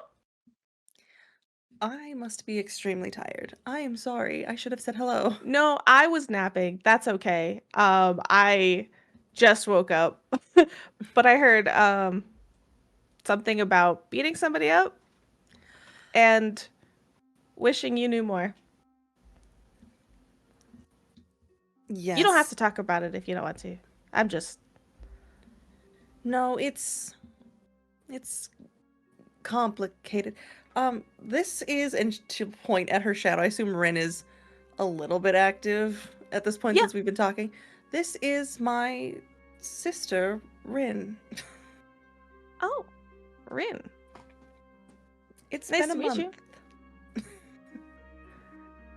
Yeah, I can see that. Gonna make Syrup gets up from roll the play with grass and herself kind of if I can help it.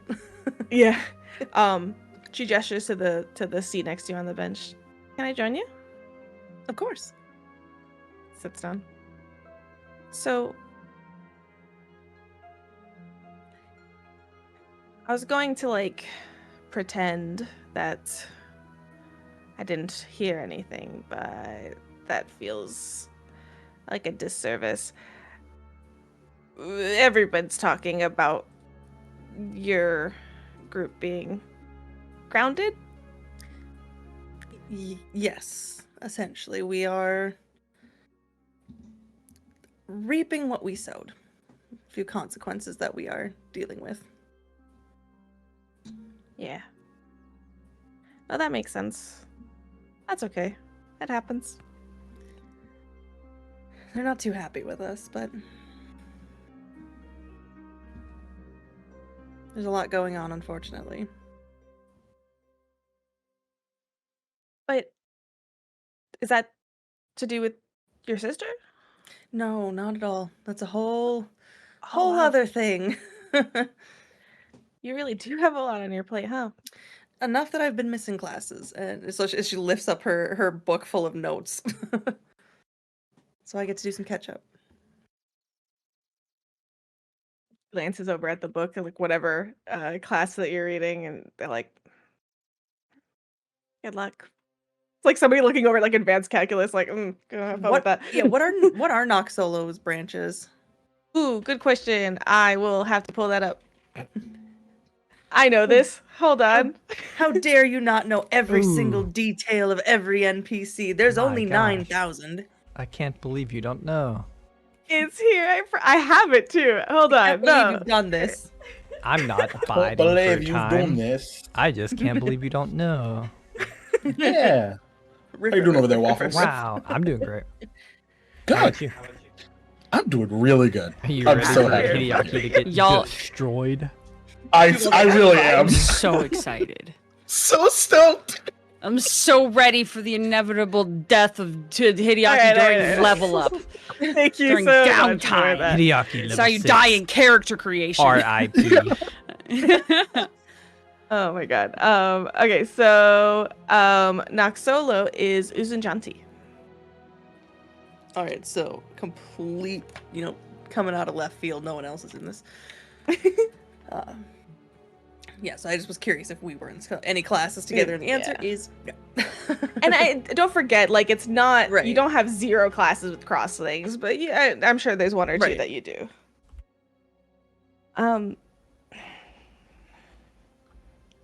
So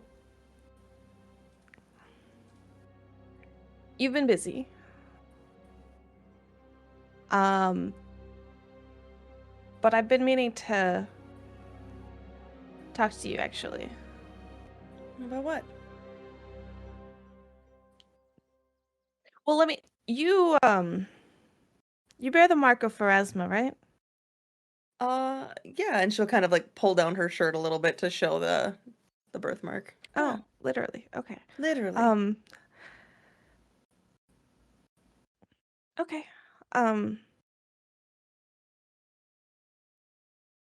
We've talked before about your memories. And I'm really glad to see that you have learned a lot since then.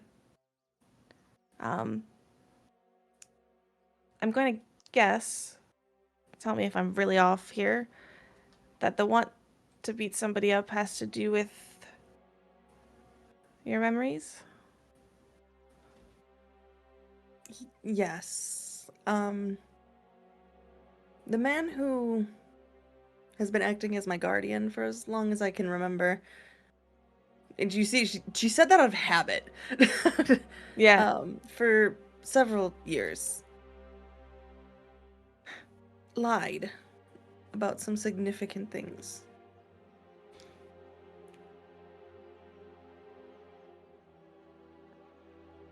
I've always wondered this about you, Arafe. Yeah.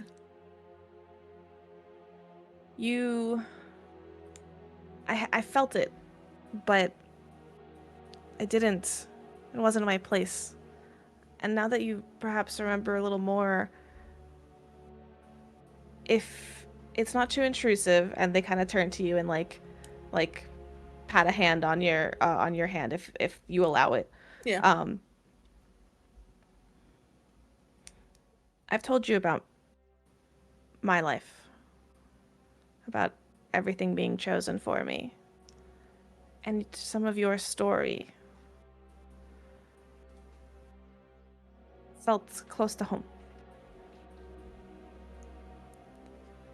Now that you have some more insight to this situation and this guardian, I want to ask about that. And they point to your symbol of Pharasma.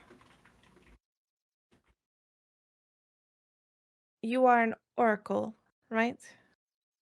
Yeah. You know, some cultures view it as a curse. In what way? Airfey is baffled by this.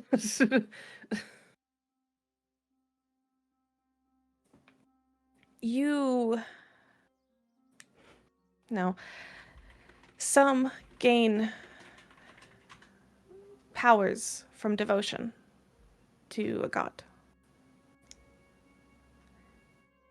Some make pacts with powerful beings.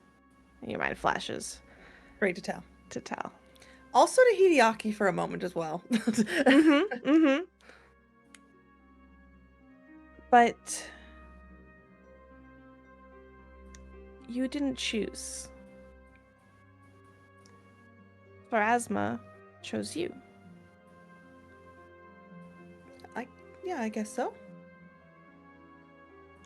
So, when it comes to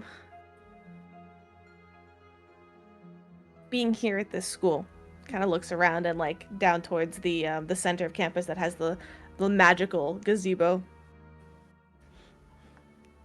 This is a place of so much opportunity. And I know originally you weren't quite sure why you came here, or only what you were told. Exactly. What I want from you, not want from you, what I wish for you, what I hope for you, is the ability to choose your own path. All of it. So, that's not to say that... That's not to say that you shouldn't continue down this path of Pharasma. Death is something I am incredibly familiar with, and I know Pharasma well. Well, not personally. I've never spoken to her either. I've spoken to one of her psychopomps, though. Make a perception check.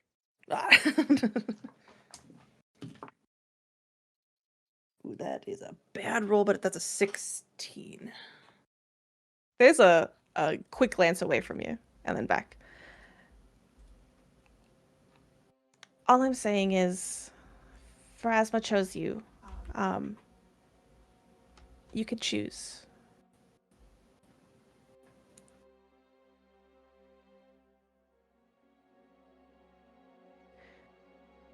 You may have been chosen, but that does not remove from you the option to choose her.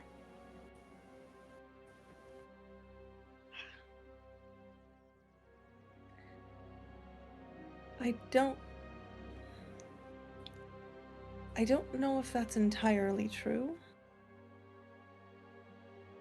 But I believe I have more control into my future than I used to think I did. There's a very serious look on their face, and their hand has not removed themselves from yours. You can always choose. Always.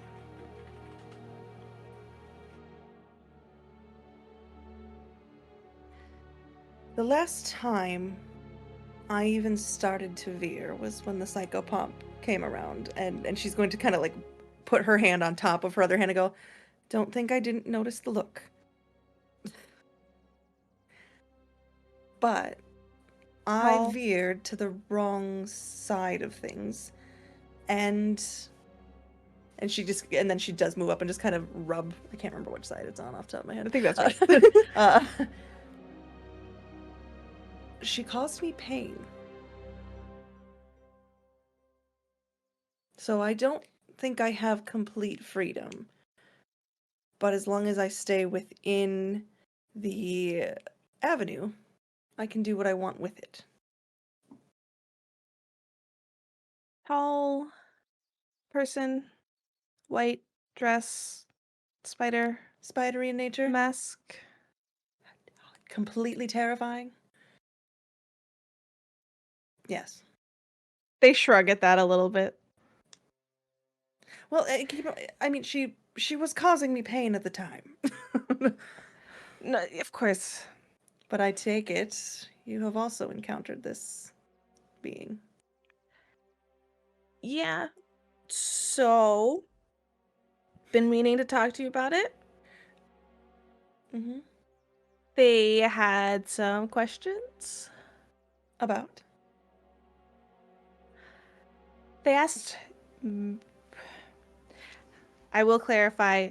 I don't know that they expected me to see them, but I tend to see a lot of things related to death that others don't. So they took some interest. Well, they asked if there'd been much death recently around campus. So I told them yes.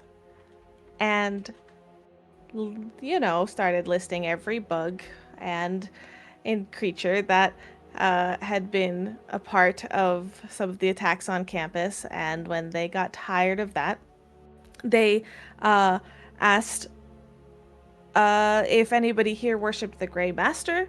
And so I said that's highly unlikely in this school, and got them a nice long list of every visiting dignitary that visited the school in the past perhaps more months than is necessary, and sent them off with that.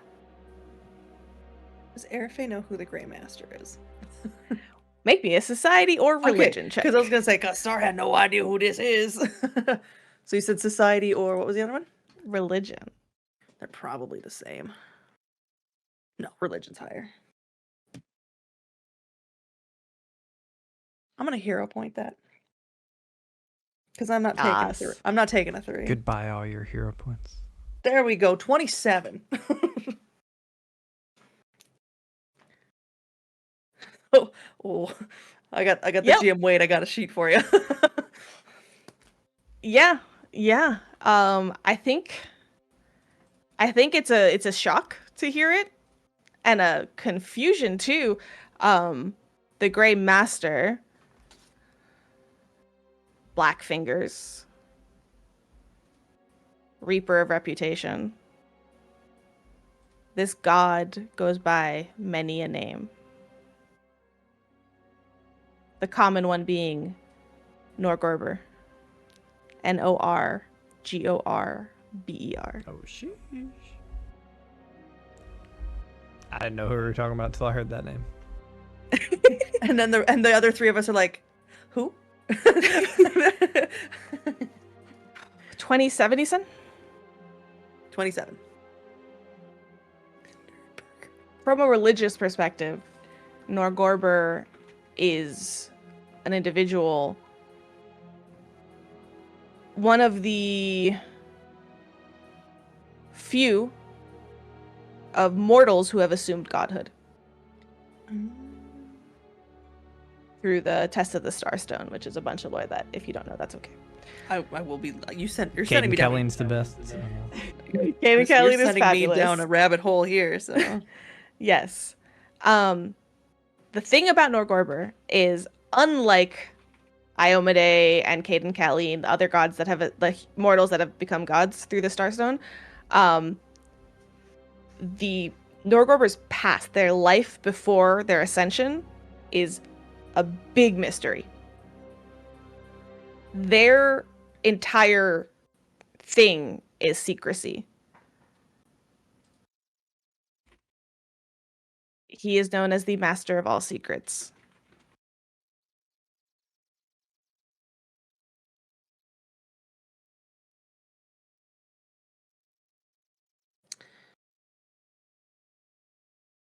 So they were looking for a worshiper of Norgorber.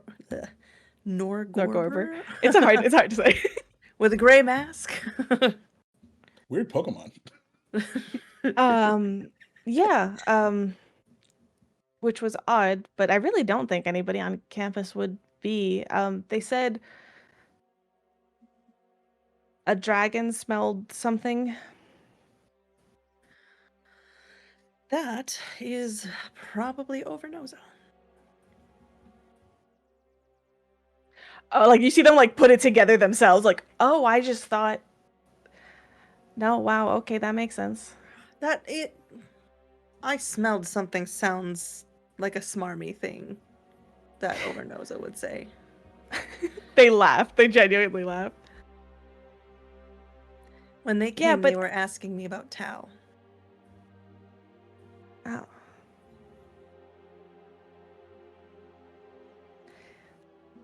You see them look like, well, I'll be honest, I assumed that they had potentially interest with you, so I sent them as far off as I could for as long as I could. I appreciate Like I said, that doesn't scare me. Death isn't something to fear. I've never really thought that. It's not something to run towards, but it's nothing to fear. Exactly. It's just the other side of the coin. See? I knew I liked you for a reason. They kind of grin. I guess I'll kind of turn to Rin. Does that ring any bells to you? A gray mask? The Grey Master? No. The Grey Master, yes. Grey Yeah. Master. I gotta write my No, notes you're so I good, can you're read my own notes. There we go. I don't think so.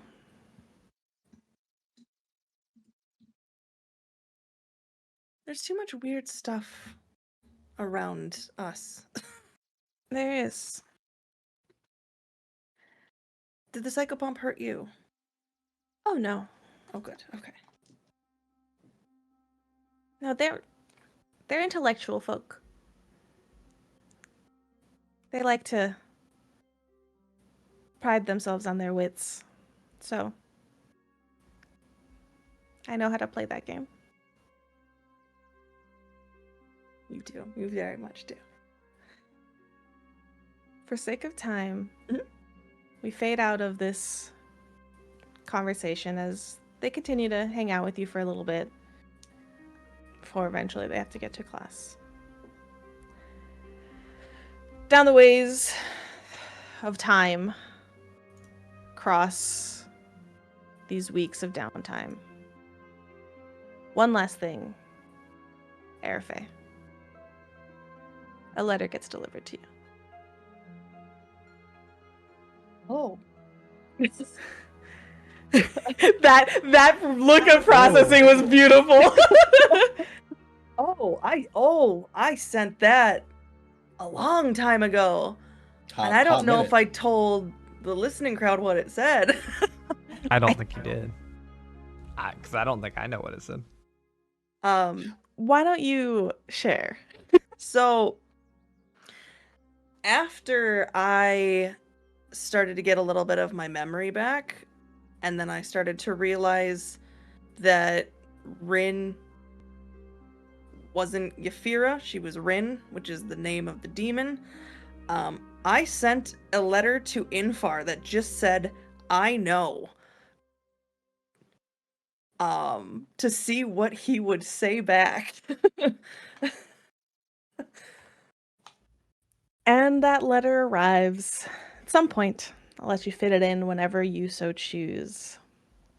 Should others, have any scenes with you. Arafe. I've debated long and hard on what to write to you. I know that there is little I can say that will justify what was done to you.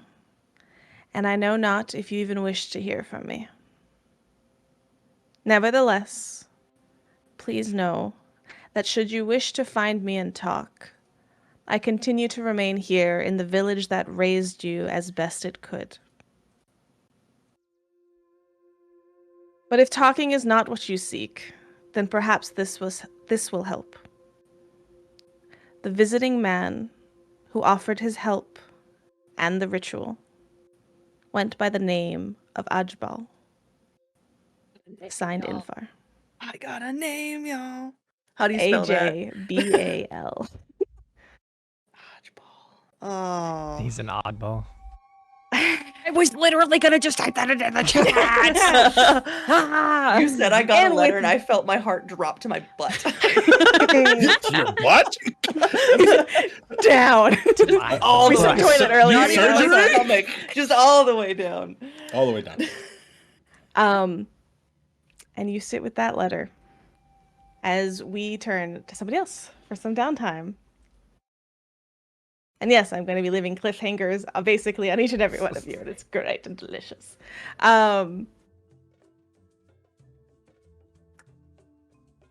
Okay. Arc. Oh goodness, I was just about to say I'm here for music unless it's me. Well, it's you. All right, all right. So you have had an interesting time. Every week you are dealing with repercussions, or at least supposed repercussions. I don't want you, you tell me how it feels for Arc. Yeah. If you don't mind, actually, Please, I take it away. had a thought about this. Arc, for the most part, sees this as another test. If they were repercussions, we would be taken away from the school. Like if we actually got in trouble. But much as Iska has taught him, if you're still there and you're air quote in trouble, it's just another test to pass. Okay, I like it. So that's how you're handling it. And then I'm sure you are mostly head down, studying, doing other things. Is there any point in time that you wish to zoom in on? Yeah, I think whether it comes about chance or Arc has to seek him out, Arc very purposely makes some time to talk to Ignacy alone. Understood. Yeah, do you want this to be, you have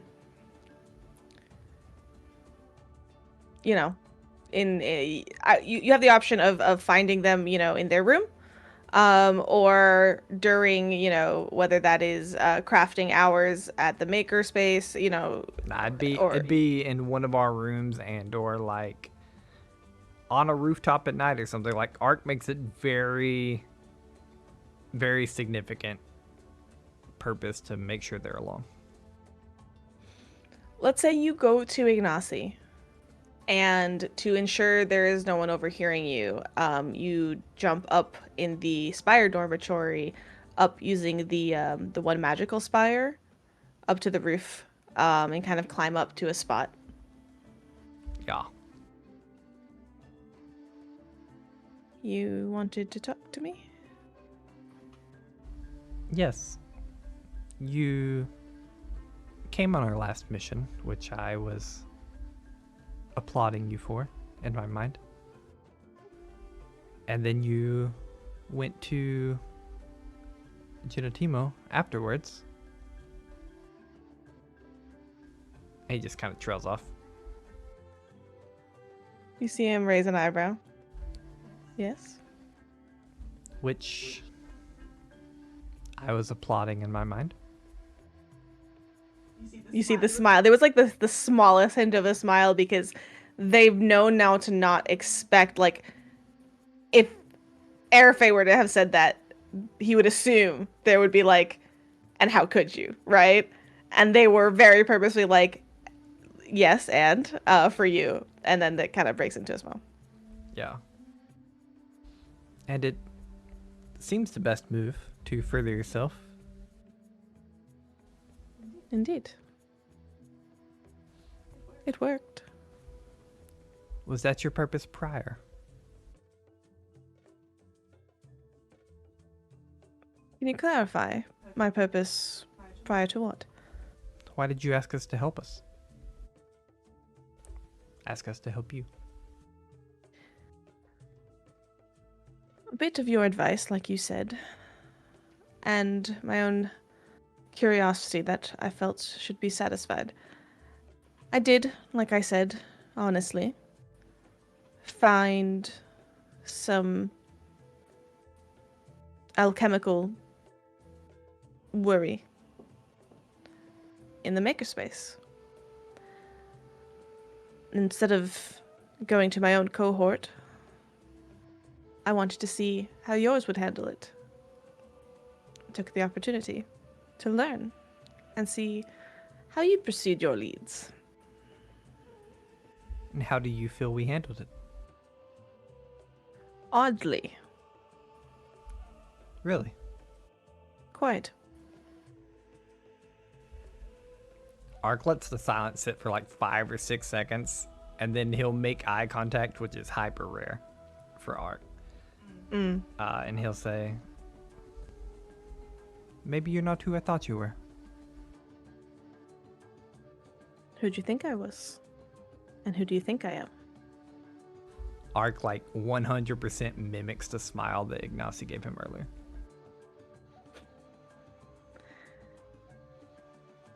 Does it disappoint you? Possibly. Don't leave me in suspense. It does not excite me.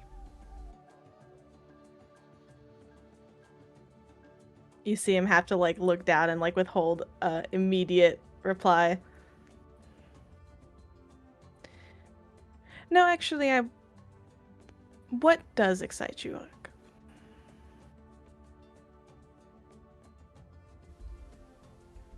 If I don't know, I believe it is for others to find out.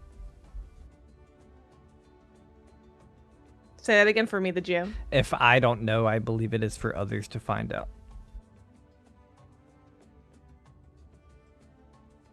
Basically, he's saying he doesn't know. So it's, if people care to question, it is their job to figure it out. Okay. He nods.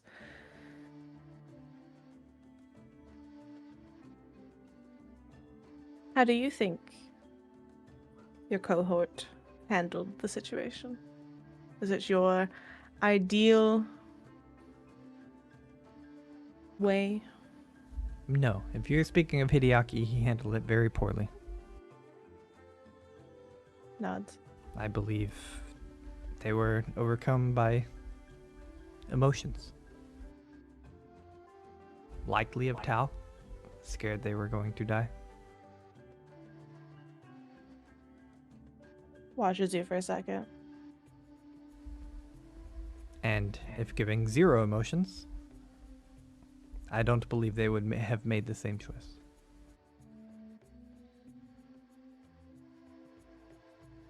I think that makes sense. Thus, I think they had their actions clouded by the emotions.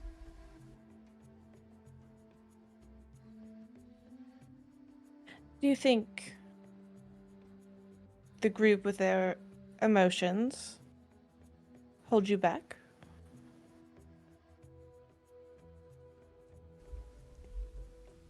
I don't think the group holds me back with their emotions.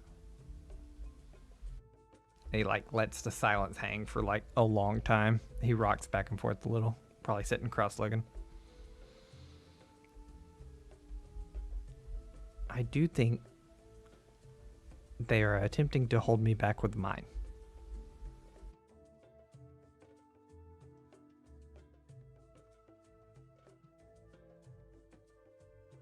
He kind of looks at you for a moment. So, that is to say that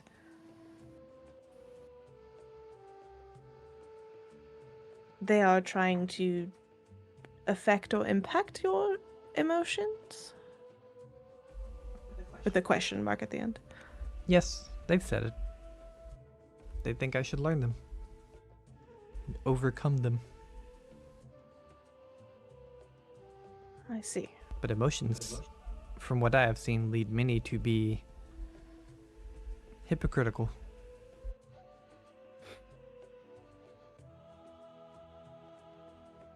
Yes. Very much so. Thus, I think less emotions would be better. Yet they want to have me learn emotions, so I have to assume they're holding me back. What do you want to do in regards to emotions? He if Ignacy gives him the time, he takes like a long minute to think on it. Yeah, I think this is a comfortable conversation in which, like, because of the silence, because of the nighttime and the space you're in, you might be sitting cross-legged. I think at this point Ignacy's like extended their legs in front of them and is leaning back and like allowing long, comfortable silences. Yeah.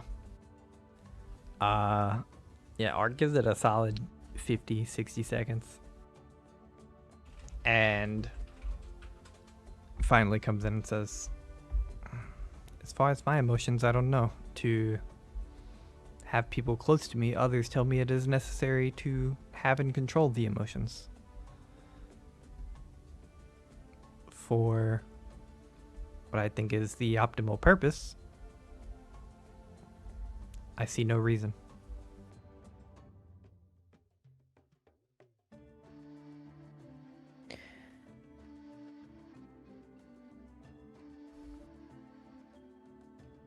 He nods and he's just... May I ask, what is it you know of emotions? How do you define them? Or perhaps, and you see him glance to the runes on your face,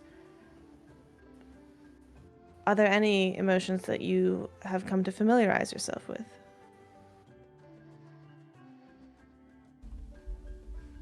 Maybe anger.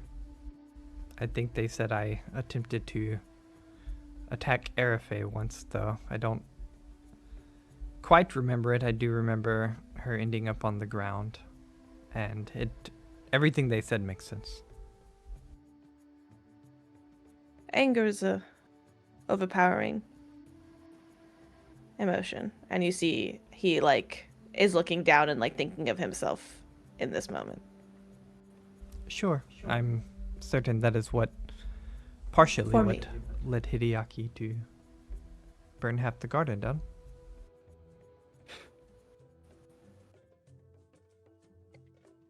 Emotions are different for everyone, Ark.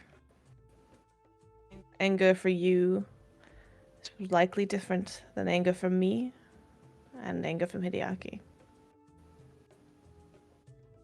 If there was a way to not have anger at all. Personally, anger drives me. So it is good, you think? Even if you get in trouble for actions due to anger.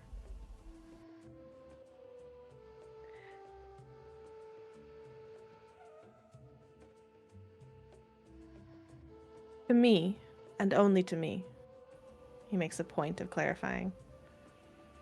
My anger is one I sharpen to a knife's edge.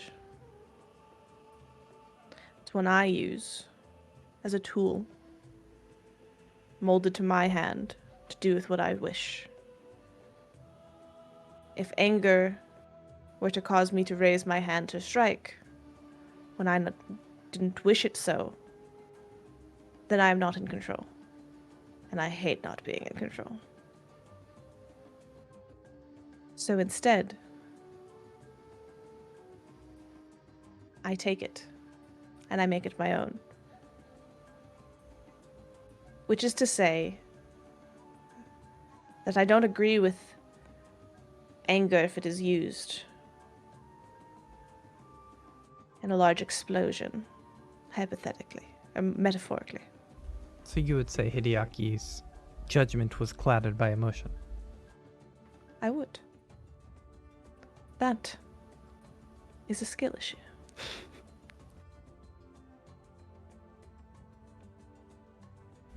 And Arfe's as well? What judgment did she make out of anger? She said that if she knew Jaya were to end up dead, she would have helped them.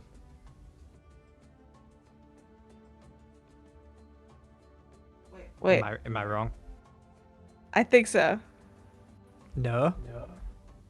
Arafe did not say she would help kill Jaya, no. No. Oh, no. If Okay. Jaya were to end up dead because Arafe didn't help them, Arafe would reverse the decision and help them.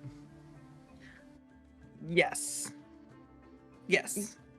Okay, Sorry, I misunderstood what you said. I was like, I didn't say I me killed too, it's all Jaya. good. So this past time we played, Arafe did not help them. Did not want to help Jaya. Yes. Arafe and Tal Yes. did not. If they had Correct. ended up dead on the side of the street, Arafe would what if it and be like, well, what if I helped them? Yes, that is Yes. correct. Okay, that's where ours goes. So Arafe's action that was done out of anger was the decision to not help Jaya, is what Ark is saying? Yes.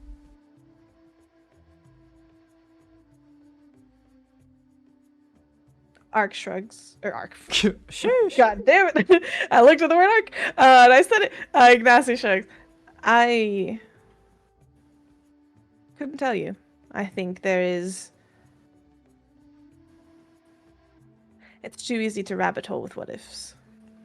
So I deal with the now as best I can. And if you had gone to Genetimo, he didn't appreciate your tattling. Ark. Would you what if? He sort of interrupts you, and if you allow it, he places a hand on like the very edge of yours to interrupt the thought. Yeah. You seem to be analyzing and questioning the emotions of everybody around you. I understand. It's a mode of gathering information. Please know that in the end, only you can figure out what your emotions mean to you. No amount of patronizing and objectively viewing others' behaviors will be enough information to make that decision for you.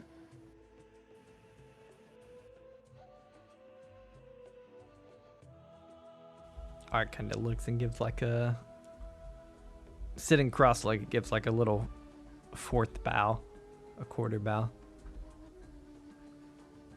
and says, "That makes sense. I think only I can figure it out." He smiles at you. Gives you like a little nod, half bow back. Well, if that's all.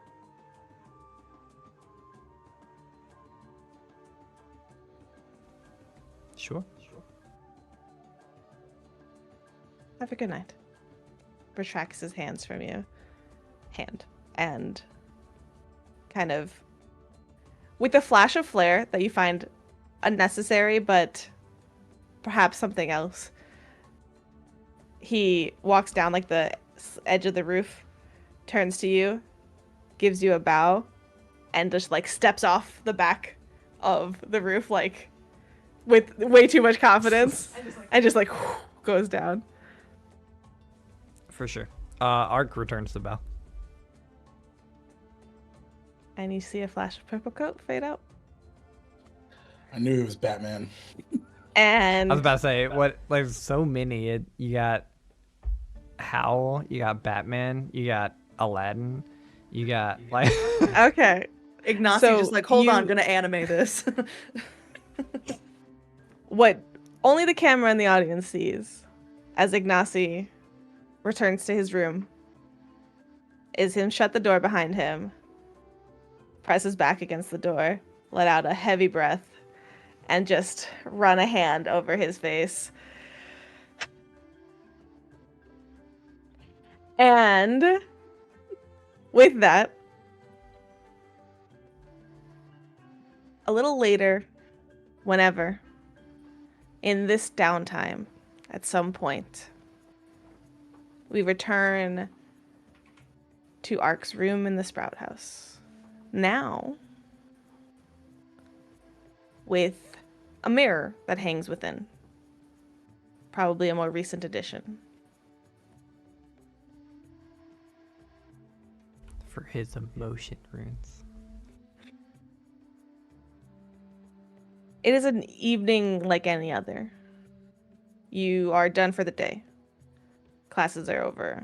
You've deposited your books, your notes, and perhaps you're going to do a little bit more late night studying and you know, turn on the light magical lamp, I'm sure, at this point. It's very common in the Magaambya, honestly.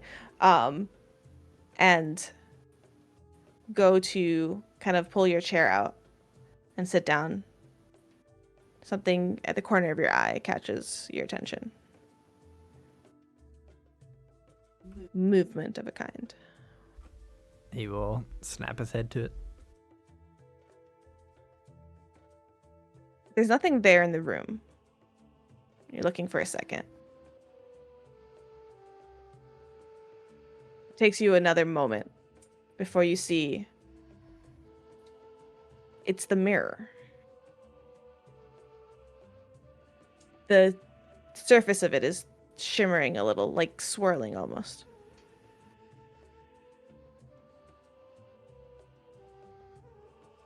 Have I seen this before? No. He just kind of watches it on edge. You are not in front of it. Like you're like at a far off angle. Yeah, so let me know if you go to like stand in front of it. I mean, he's like on edge in battle ready. Like imagine electric arc at the ready, but he is like he'll strafe over into the front of it. You strafe over as you get within frame for you to see your reflection. You see the flash of bright color as the reflection that you see is not your own. There's an individual standing in the mirror. Colorful clothes, robe, lined with gold and shimmering, long, beautiful hair. In the aesthetics of the world as you know it, this is a objectively beautiful woman. As you come within frame, and so she comes into frame, you see her smile. Arc 2.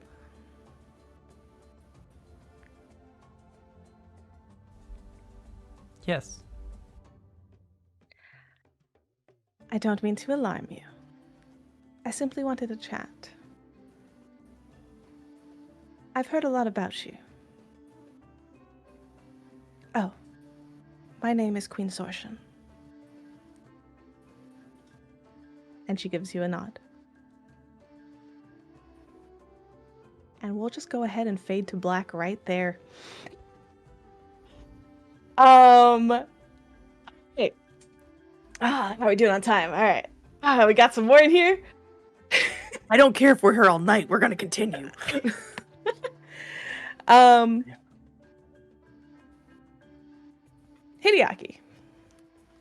Oh, this will be last. That's cool. Do you want to be? I just worry about time. That's my only No, concern. I want to be last. No, and fuck time. I control time now because Tao controls time. Because So for reasons? whatever. Okay, sure. All right, Yeah. fair enough. I have no argument against that. I'm tied to your thread. What can I do? So, Hideaki. Yo. Same as everything applying to you here. Your time is busy, by all means. But outside of that, if you wish in this moment, I'm very happy, as opposed to having a conversation with an NPC, which we can do if you so choose. I know that you had a lot of intentions talking to your fellow cohort about some things that have been left out for a while. Which do you choose? Before I reveal that decision, I would like to say how the first few days went for this downtime. Fucking terrible. Absolutely really bad. Because like he's just looking like out like towards the city and it's just like and like where Jaya said the gambling den is and it's just wanting to like dive back into that world, which is pretty ridiculous considering like what happened, but like it is difficult. Very difficult. Is what I'm hearing. Yes. To the point where he looks at Overnosa and he's just like, okay, so what I need you to do is anytime I accidentally write down stuff about like frog legs, just like slap my hand, okay? Like it gets to be like that bad. Eventually, like it's resolved. And he just thinks, you know, Deidre's not the only one that's been patient with me in regards to this, so why don't we see if we can make a bit of headway? And one day, there's a knock on Arafe's bedroom door. Hey, girl, hey. Arafe answers with, hey, girl, hey. Girl. I guess you'll just hear, come in. And as you go in, she is just mad cramming still. She's taking this punishment very seriously. So I see studies are going well-ish. A lot to catch up on, and, you know, Zuma's not too happy with us, so I get extra. Oh, do you want me to help you with that? No. You have your own stuff to do. But, you needed something. I didn't need anything from you. But there is something that we should be doing together. Because there's a particular foursome that have a connection piece between all of us. The big old B word. Arafe is confused because Tara's confused. Banishment. It's a banishment, Arafe. Oh, yes. Sorry, I am like reading. That's about okay. beans It's right cool. now, so I was very confused. I'm learning that I'm not great at jokes. No, you're okay. My brain's fried. Yes, Okay. banishment. So he's got like books in his hand, and he like leaps onto your bed with like a slam. And goes, okay. So you and me, fuck whatever you're working on right now, or actually you can totally veto this if you want to. It's totally cool, but I think we should dive into the. Let's go. Okay, so let's dive into the deep end of the pool with this stuff. Like I haven't, and I actually just because you know the Hideaki Apology tour has continued because I haven't actually looked into this shit before, you know, since we've been here because, you know, we've just been so busy, you know, saving the world and stuff. Yeah. You're going at like a 10. I need you to come to at least a 7. How do I do that? Have I ever done that? Talk slower. Okay. So banishment. Okay, we're at a 2. Banishment? And in this moment of like trying to figure this out, I also want to, for the sake of Sorry. the audience and everybody else. Totally. Briefly, can you give us the context of the banishment that you're Yes. referring to so that all of us jump in on the same page here? Right. So essentially what he's trying to do is thinking about and talking with Overnoza about the situation in regards to his banishment or entrapment, if you will, to the astral plane, combining that with the information that Rin and Arafe have in regards to their situation, and sort of those cross-referencing those situations together and figuring out how they can get them both out of the situations that they're in. Okay, so the goal is some game plans of retrieval, if you will. Research. Yes. Research and retrieval. Yes. Unbanned. Little R&R. Mm-hmm. Interesting. Okay. As we kind of go in here, the two of you are... My camera is going to drive me nuts. I'll do this when I'm not talking. So you are just basically going to be doing a lot of research into, like, this is a question mark of, like, types of banishments and, like, how, like, what, you know, give me a little flavor of, like, how you're doing this research.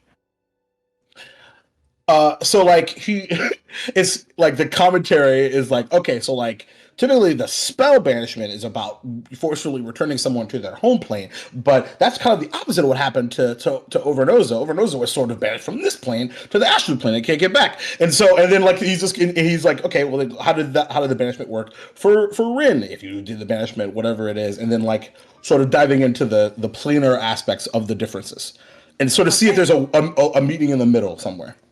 Love that. Now, Arafe, if I am not mistaken, and I'm trying to remember this, it's very vague in my head, because time is soup and my memory sucks. I do believe we got some insight after some personal research from Arafe about the clarification of what happened to Rin. I got information from teacher Lissetti. Yes. And I have been desperately looking through my notes this entire session trying to find it.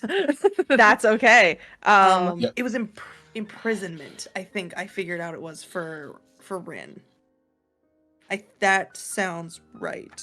Yes. So, I think, do you share this with Hideaki? Yes, absolutely. Okay. The minute that she does, he pulls out the book that he borrowed from them, and it's just like Teacher Lissetti. I think, yeah, from Teacher Lissetti, and it's like flipping through it based off of that information. Yeah, so this is a fun little mishmash of, like, at the same time you are trying to find different information for each other, but helping each other. So let's have each of you roll here.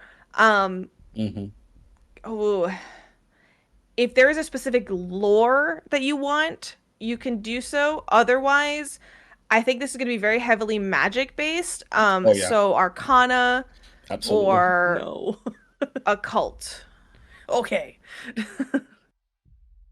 Where is? Oh, That's no, a 29. It's both an oh no for me. 21, so not bad. 21, 29, you said? Yep. Okay. Hi, Raiders. So,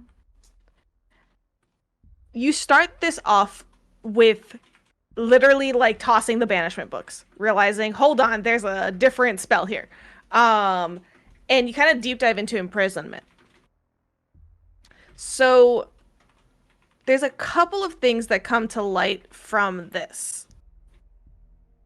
First,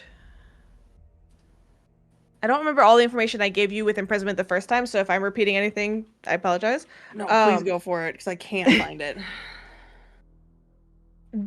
So you start off here. I think eventually you grab some of these books and you head to the Artorn library together, like deep in discussion, as you continue your research with like, oh wait, hold on, let me find a book for about this, and hold on, let me do this. So basically the end result is that with the specifics of imprisonment, you learn it is a 8th level or 8th ranked ritual, high level.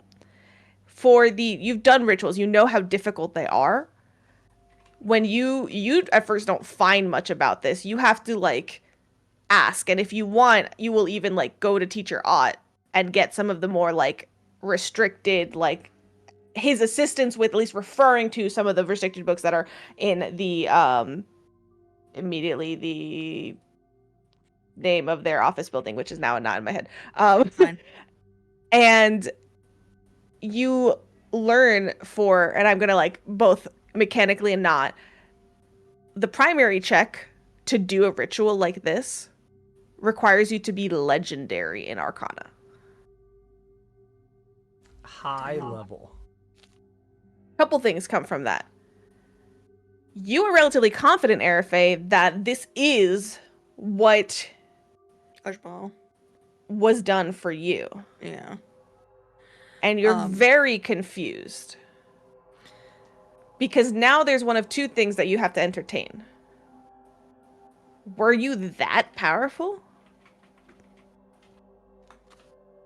Are they that powerful? Yeah, was I that good in Arcana? Because I suck at it now. Or occultism. Legendary in either. Okay. Yes. Can I very smallly interrupt here? Yeah. If it's all about magic, it's or divination or nature as well. No. This primary check for this spell Okay. is Arcana or occultism. Understood. Sorry. The question becomes, was I that powerful? And you have some of your earlier memories back, and you this kind of helps you sit on them, and I think you talk with Rin a little bit about it too, where like you were stronger together compared to like where you started, like level 1 on campus, right? Like you were definitely together, very strong. And it feels odd. You don't have an answer to that question, but it brings you down that route. So you have two options were you that powerful? Did you do this? Or is this other person in some way responsible? Hideaki, you are sitting on this and you're looking at it and you're like, who the heck in our village could do something like this? 100%. And let's look at the details of imprisonment in its entirety here. Basically, the ritual imprisons a creature in one of several forms. So and then the way I'm flavoring this is you find multiple forms of this spell in sort of different ways. And there's basically chains. You bind the creature with chains. You bind them into an object. You transform them into an insubstantial form. And you can like trap them inside a gem, a jar, a bottle, a lamp. Think genie. An oubliette, which is you entome them in a suspended animation deep within the ground. Prison, a confined, you can like make them unable to leave a space. Slumber, you put them to sleep. Or temporal stasis, they stand outside of the flow of time. With Overnoza, you also talk with him. Yeah, he's holding a a 29, by the way. Yeah. He's unable to give you details. He's unsure with this 29 if this was the spell. So for you with your 29, rather, you think it's like the striking out on the page. Yeah. Yeah, this isn't the details. Who in your village, right, could possibly do something like this? With a 29. Okay. This is, and I really want this to be the smallest inkling in the back of your mind. We met the guy. It's gonna be a big inkling, dude. I know. This is like you're not confident, and this is not me as a GM telling you like this is fractual. This is just you're thinking who in the village could do such a thing, right. And you think of it a different way, and you think who is the most powerful person or being in your village at the time that, according to Overnoza existed on this plane. Yeah. Overnoza. Right. Overnoza was the most powerful. No doubt. Yeah. And I think in conversation with Arafe, you, at the very least, have a new theory as well, which is like, because Arafe was told that they did this, that she banished her sister. But now you know it's not banishment, and then you don't need to be this powerful. So, but nonetheless, Arafe is still entertaining the thought that she, in some fashion, imprisoned her sister. So, could it be something similar, where Overnoza's power was turned against him in some fashion? Sure. And I think like the plot twist for him is like, but they never saw this soul connection coming. And also he knows with the previous conversation that he had with Overnoza that the knowledge could come if they get stronger together based off of what they know. Yes, make me a perception check. Oh, yeah, sure. Like a general perception check. That, my dears, is a natural 20. Amazing. Which makes that a 31? Overnoza.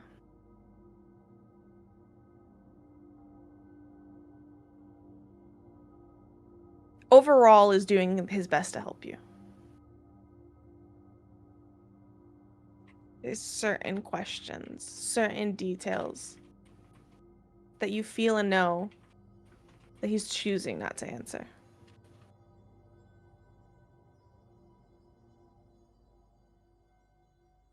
Through your connection, it is not necessarily one of malice, but perhaps 1,000 other emotions of complexity. But Can I take a simply stab it's at one? difficult. Yeah. Pride. Shame. Yeah. But yet you learn from that in and of itself. There is perhaps not something that he is willing to admit yet. He even says, like, look, you waited for me to even look at this shit for this long. We'll get there. Yeah. With those further checks, in general, what I will do for you all, because I would want to do some deeper research myself, I will make a note that you have studied this together, deep within banishment. You didn't completely throw banishment away, but you're looking at that, you're looking at imprisonment, you're looking at all of this. And it was like we threw it across the room and then we went to go get it. Yeah, somebody went Baron back Hiyaki move. exactly. Baron Hiyaki move, for sure. Wait, there was a thing. Oh, wait, hold on. Yeah. What was that one thing? And so after this, I will see if I can't gather a couple of interesting tidbits and information across some of the spells and give you a little bit more insight on the magical details of things. But I will leave you with these insights into your situations. Right before he leaves Arafe's room, he's feeling pretty good about the study sesh, if you will. Like he goes to like open the door and leave, and he kind of like stops for a second and looks at you, Arafe. Thanks for kind of having my back in John Tima's office the other day. Of course. Oh, and one last thing. In case you didn't know, you're definitely the only reason why we're all still alive. I mean, you all keep me alive so I can keep you alive. It's a team effort. Yeah. Tag team saving. High five. Oh, high five. She looks exhausted at this point, by the way, because I have been studying and now I'm cramming with Hideaki and I'm taking extra classes. I have a feeling like my check's not gonna go well. Let's see. Take a she'll give you a voluntary hug before you go, -4, though. or you. For flavor, I might. You leave Erife's room and the library, and perhaps another day, at some point across this vast downtime that we are experiencing. You also get a piece of mail.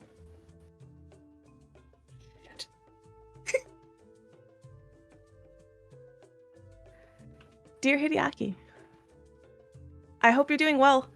I know it's been a little bit since I've had some time to write to you, and I apologize profusely for not doing so more often, but I'm sure you've been just as busy, if not more so, out learning and getting stronger.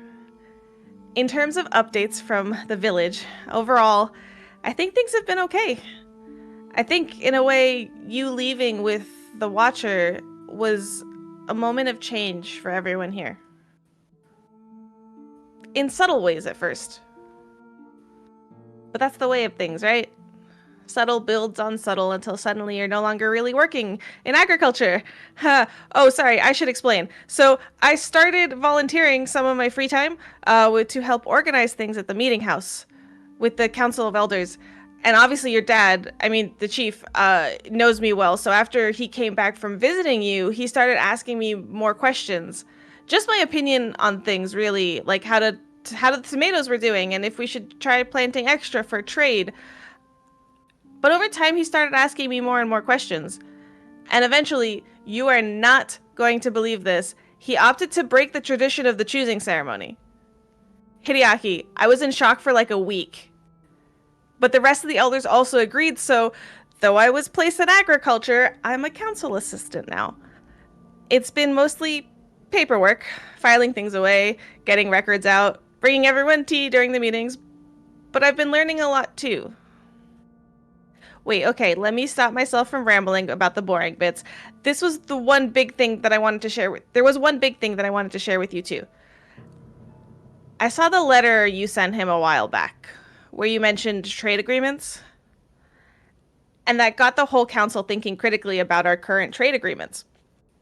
Long story short, I'm going on an adventure of my own. Well, sort of.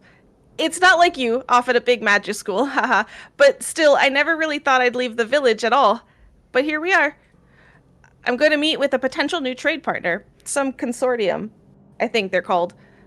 I'm not really qualified to make any major decisions for the village or anything, but the chief said that me going to meet them is something about a show of good faith, so I'm going to do it. My mom and dad are so proud of me. Gosh, I can still hardly believe it. Anyway, sending love from the village. I think we're going to be okay after all. Here's to the subtle changes that grow before we know it. Kizushi, newly appointed delegate with a question mark in parentheses after it of Incultaturis.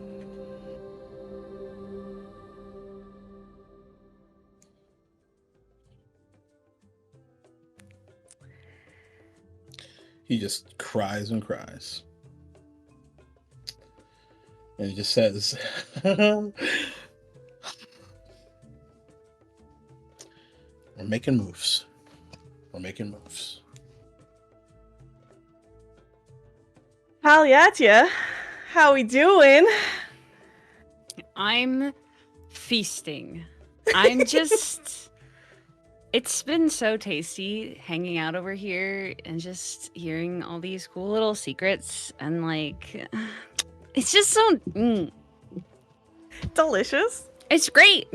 I agree. I've taken no notes because I've been enjoying everything. But however, Humsever.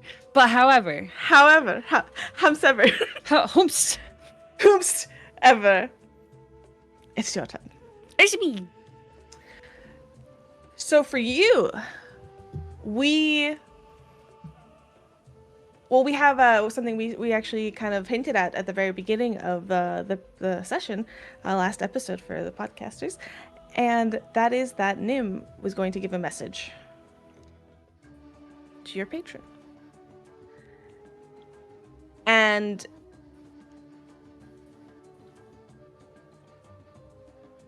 I don't know what Tal expected. I know last time this was a dream that you dreamt when you went and got your lesson from quote unquote little sister. And maybe you're waiting for that dream, you know, after one of the mornings where Nim comes to you and you prepare your spells in the morning with Nim. But that one morning, Nim goes, let's go for a walk. Oh. Now? Mm-hmm. And you make sure that there's, you know, you have time before classes and everything. Oh, okay. Where are we walking to? Do I need anything? No. Okay. I don't think so. Like, they look around your room. And unlike normally where they ride alongside you, they kind of bound off in front of you. And do you follow them? 100%. You go out into the campus and kind of start following one of the paths. You're like, I don't know where this is going. But there's like outcroppings of trees and things like that around different areas of the campus. It's a large campus. And Nim takes you towards, like, breaks off the path, takes you towards the trees. And you start walking through them, into them, off the path.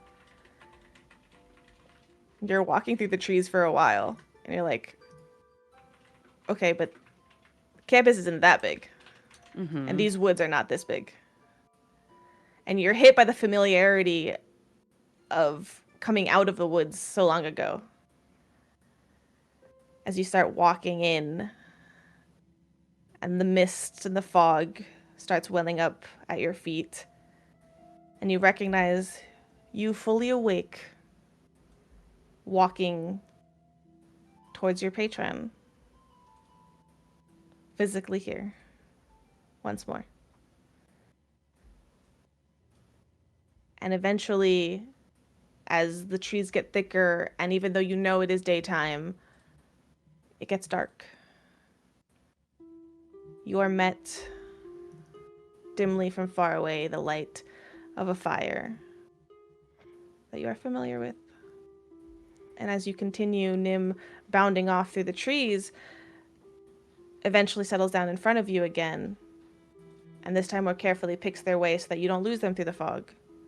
And again, where Nim steps and you follow, the mist parts, until you find yourself in front of the cooking fire. I think Tal also, just to give it a small insight, is that once Tal recognizes, quote unquote, where they are, their footsteps fall a little bit more purposefully and confidently following Nim, because Tal is confident that they know where Nim is leading them, and that's exactly where they want to go. Yes. Love that insight. Delicious. Once again, with the light of the fire close enough to cast lights and dancing shadows across your fur and the ground around you, you look around for your patron. You look very carefully, and you know what happened last time.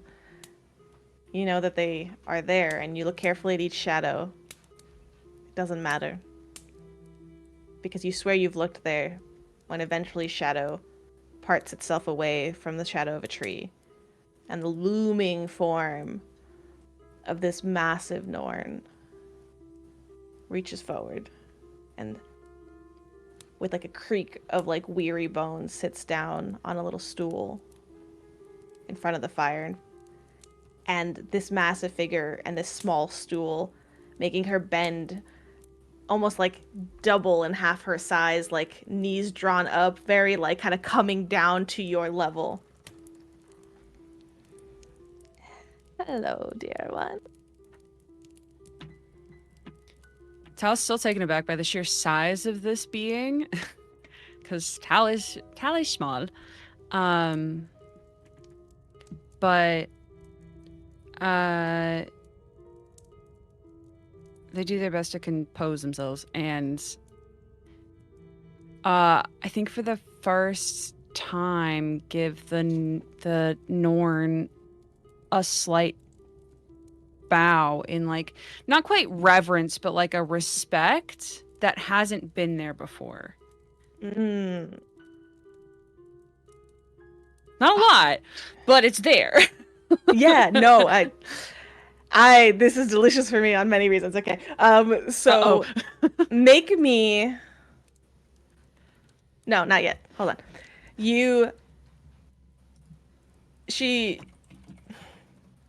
Perhaps it's the hood shifted back just a touch, as she doesn't fully hide her face from you. You see the 3 lined, tattooed, or magical, or something that go down her chin, and as more of her face is shown, you see the aged, wrinkled face of an old woman with discerning eyes. And you watch as in front of you, it fades. Shifts, it is the same person, yet the features shift into slightly younger, mature, wrinkles still though. And you don't even know if the bone structure is shifting alongside it, if this person, is this a de-aged same person at like a different point in their life, or is this a different person? Make me a perception check. Oh, jeez. I'm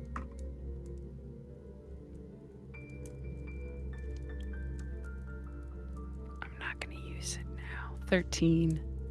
That's 13. not right. 15. Haha. 15.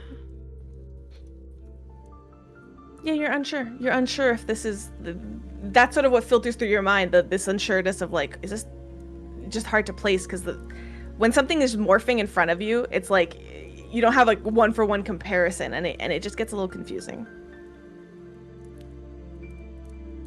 How have you been, my dear?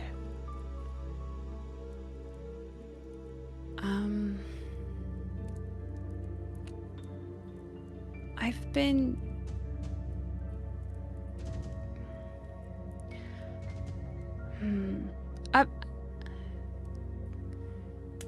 it's a complicated question. It's been some time since we last talked, and a lot has changed. Or a lot feels like it's changed, I guess. Time can do that.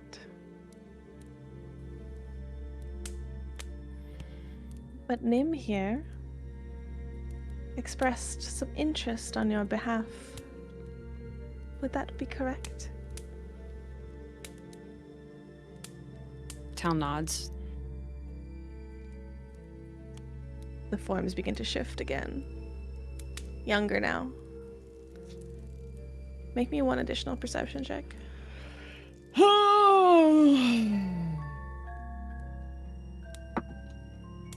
It was almost great, and then it was worse. I'm gonna use. Yeah, we're gonna do it. We're gonna do it. Me nodding along enthusiastically. Okay. Jack Nicholson meme. Natural 19 for 27. Delicious. La la la la la. As the final of the 3 comes to the forefront of this massive figure, something in particular of note strikes you. The oldest one you knew was old. The grandmother, so to speak. Let's use the following terms for them, for our ease. The grandmother, the mother, and the daughter. The grandmother you knew was old. She looked old. The mother always was mature. Maybe the wrinkles were slightly deeper set. But when the youngest comes out and you look at her in front of you, you spend some time with her in the past with your lesson. There's no denying this. She looks older.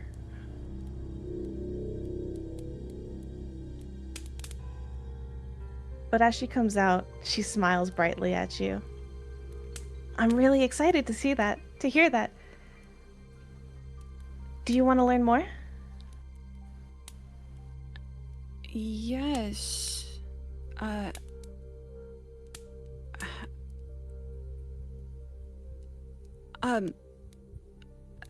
Forgive me if this is just a naive question, but have you changed?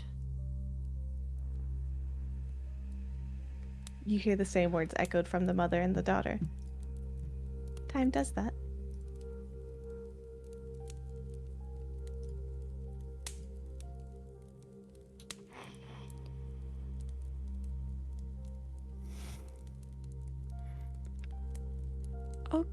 Okay. I did come here to learn more. Wonderful. I sense hesitation. What's wrong?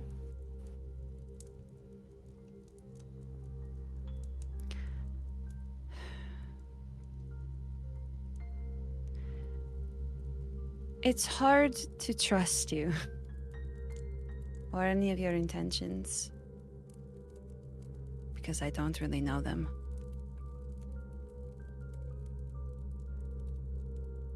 That's why there's hesitation.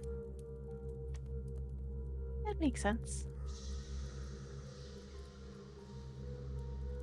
The body ages rapidly as you see the grandmother.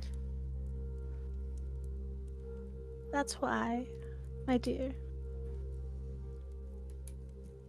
The threads of fate exist.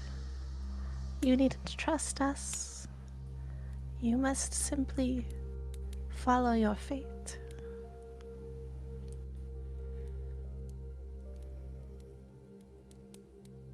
And if you don't like it, then we'll give you the power to change it.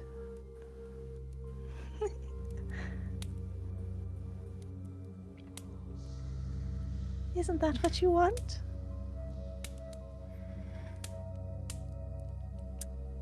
Can I try to deduce any kind of intent behind those words? Emotional weight or any kind of insight into this big current... Oh, you sure can. Yeah. Hey, chat. Hey, it's me. Hey, Maria here. Hey, I need hero points. Thank you.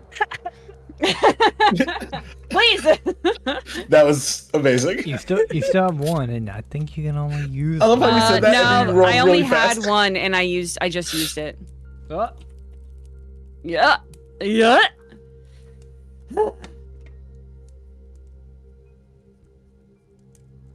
I know sometimes my smaller sounds don't come through. Did the giggle come through? Oh, it sure did. Cool. Great. Nice. Did you not see my visceral reaction to when you did that?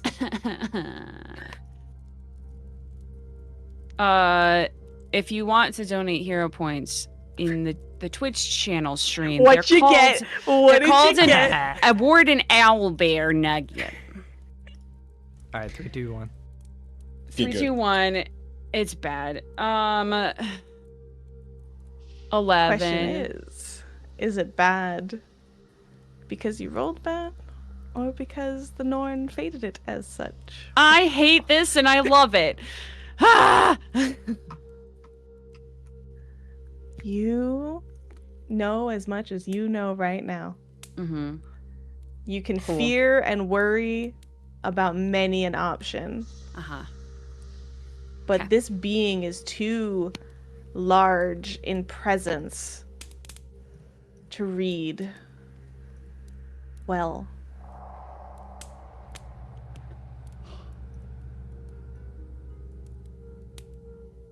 Okay. Fading slowly into, and this time as you're watching, it feels like perhaps higher cheekbones, a different nose as the daughter comes out. But regardless, if you want to learn, they reach a very large hand out in front of you. Let's go play.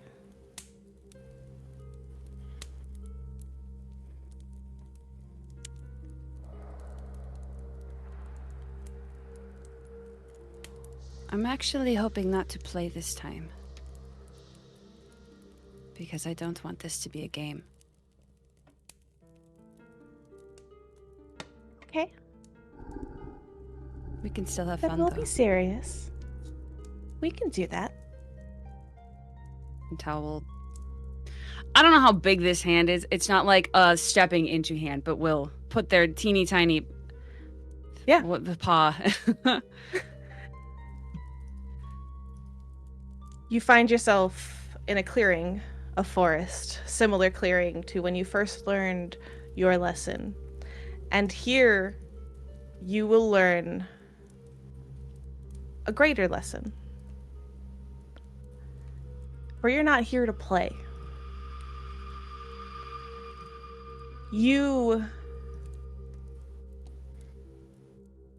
talk with her at first and talk about...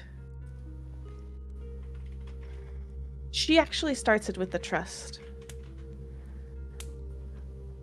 You don't trust us. So, perhaps we look at it as a favor for a favor.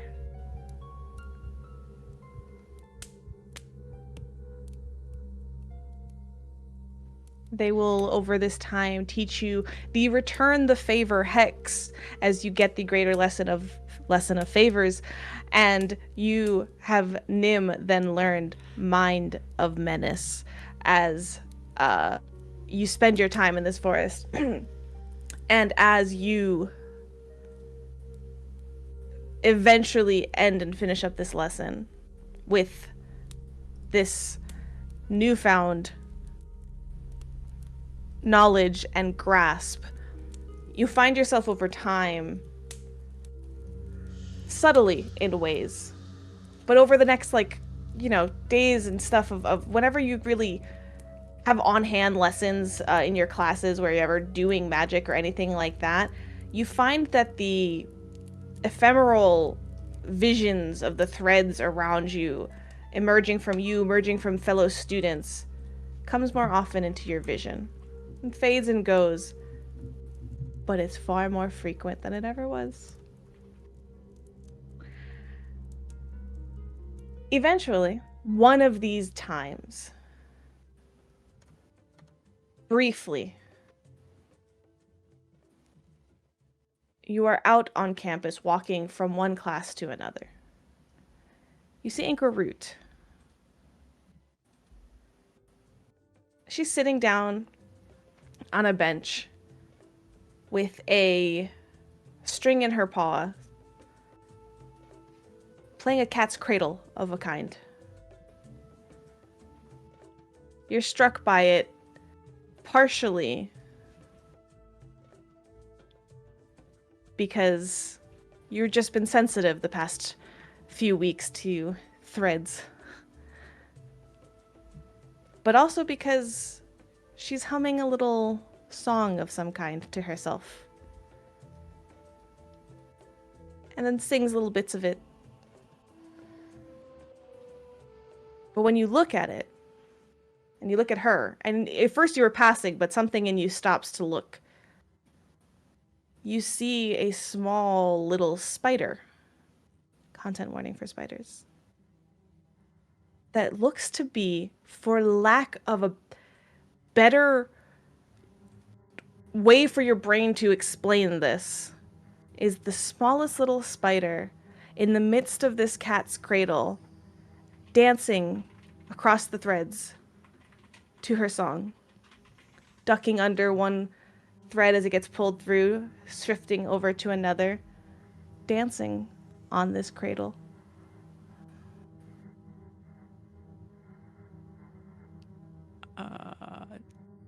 Tal walks up to Ankarud and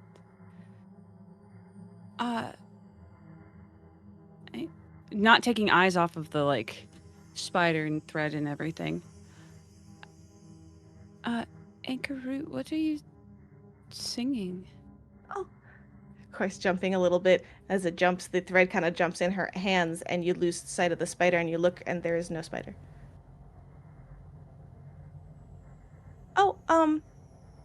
Oh, just a children's song.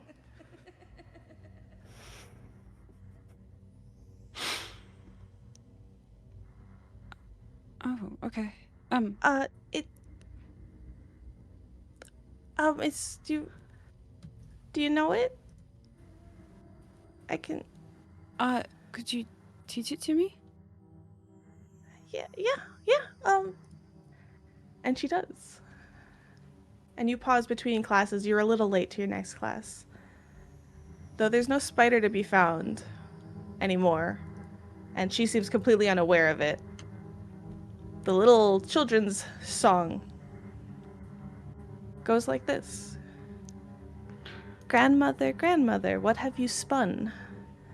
Just dancing, dear one, for I've done something fun. Grandmother, grandmother, what's on your line? My fate, little one, I've taken what's mine. Grandmother, grandmother, won't they be mad? Of course, silly one, unless they've been had. It's about Grandmother Spider, she tells you. Before you know that you're running late to class, and you have to go. And that is where we're going to end tonight. Let's go. No, I don't want to stop. I want to keep going. Oh, God.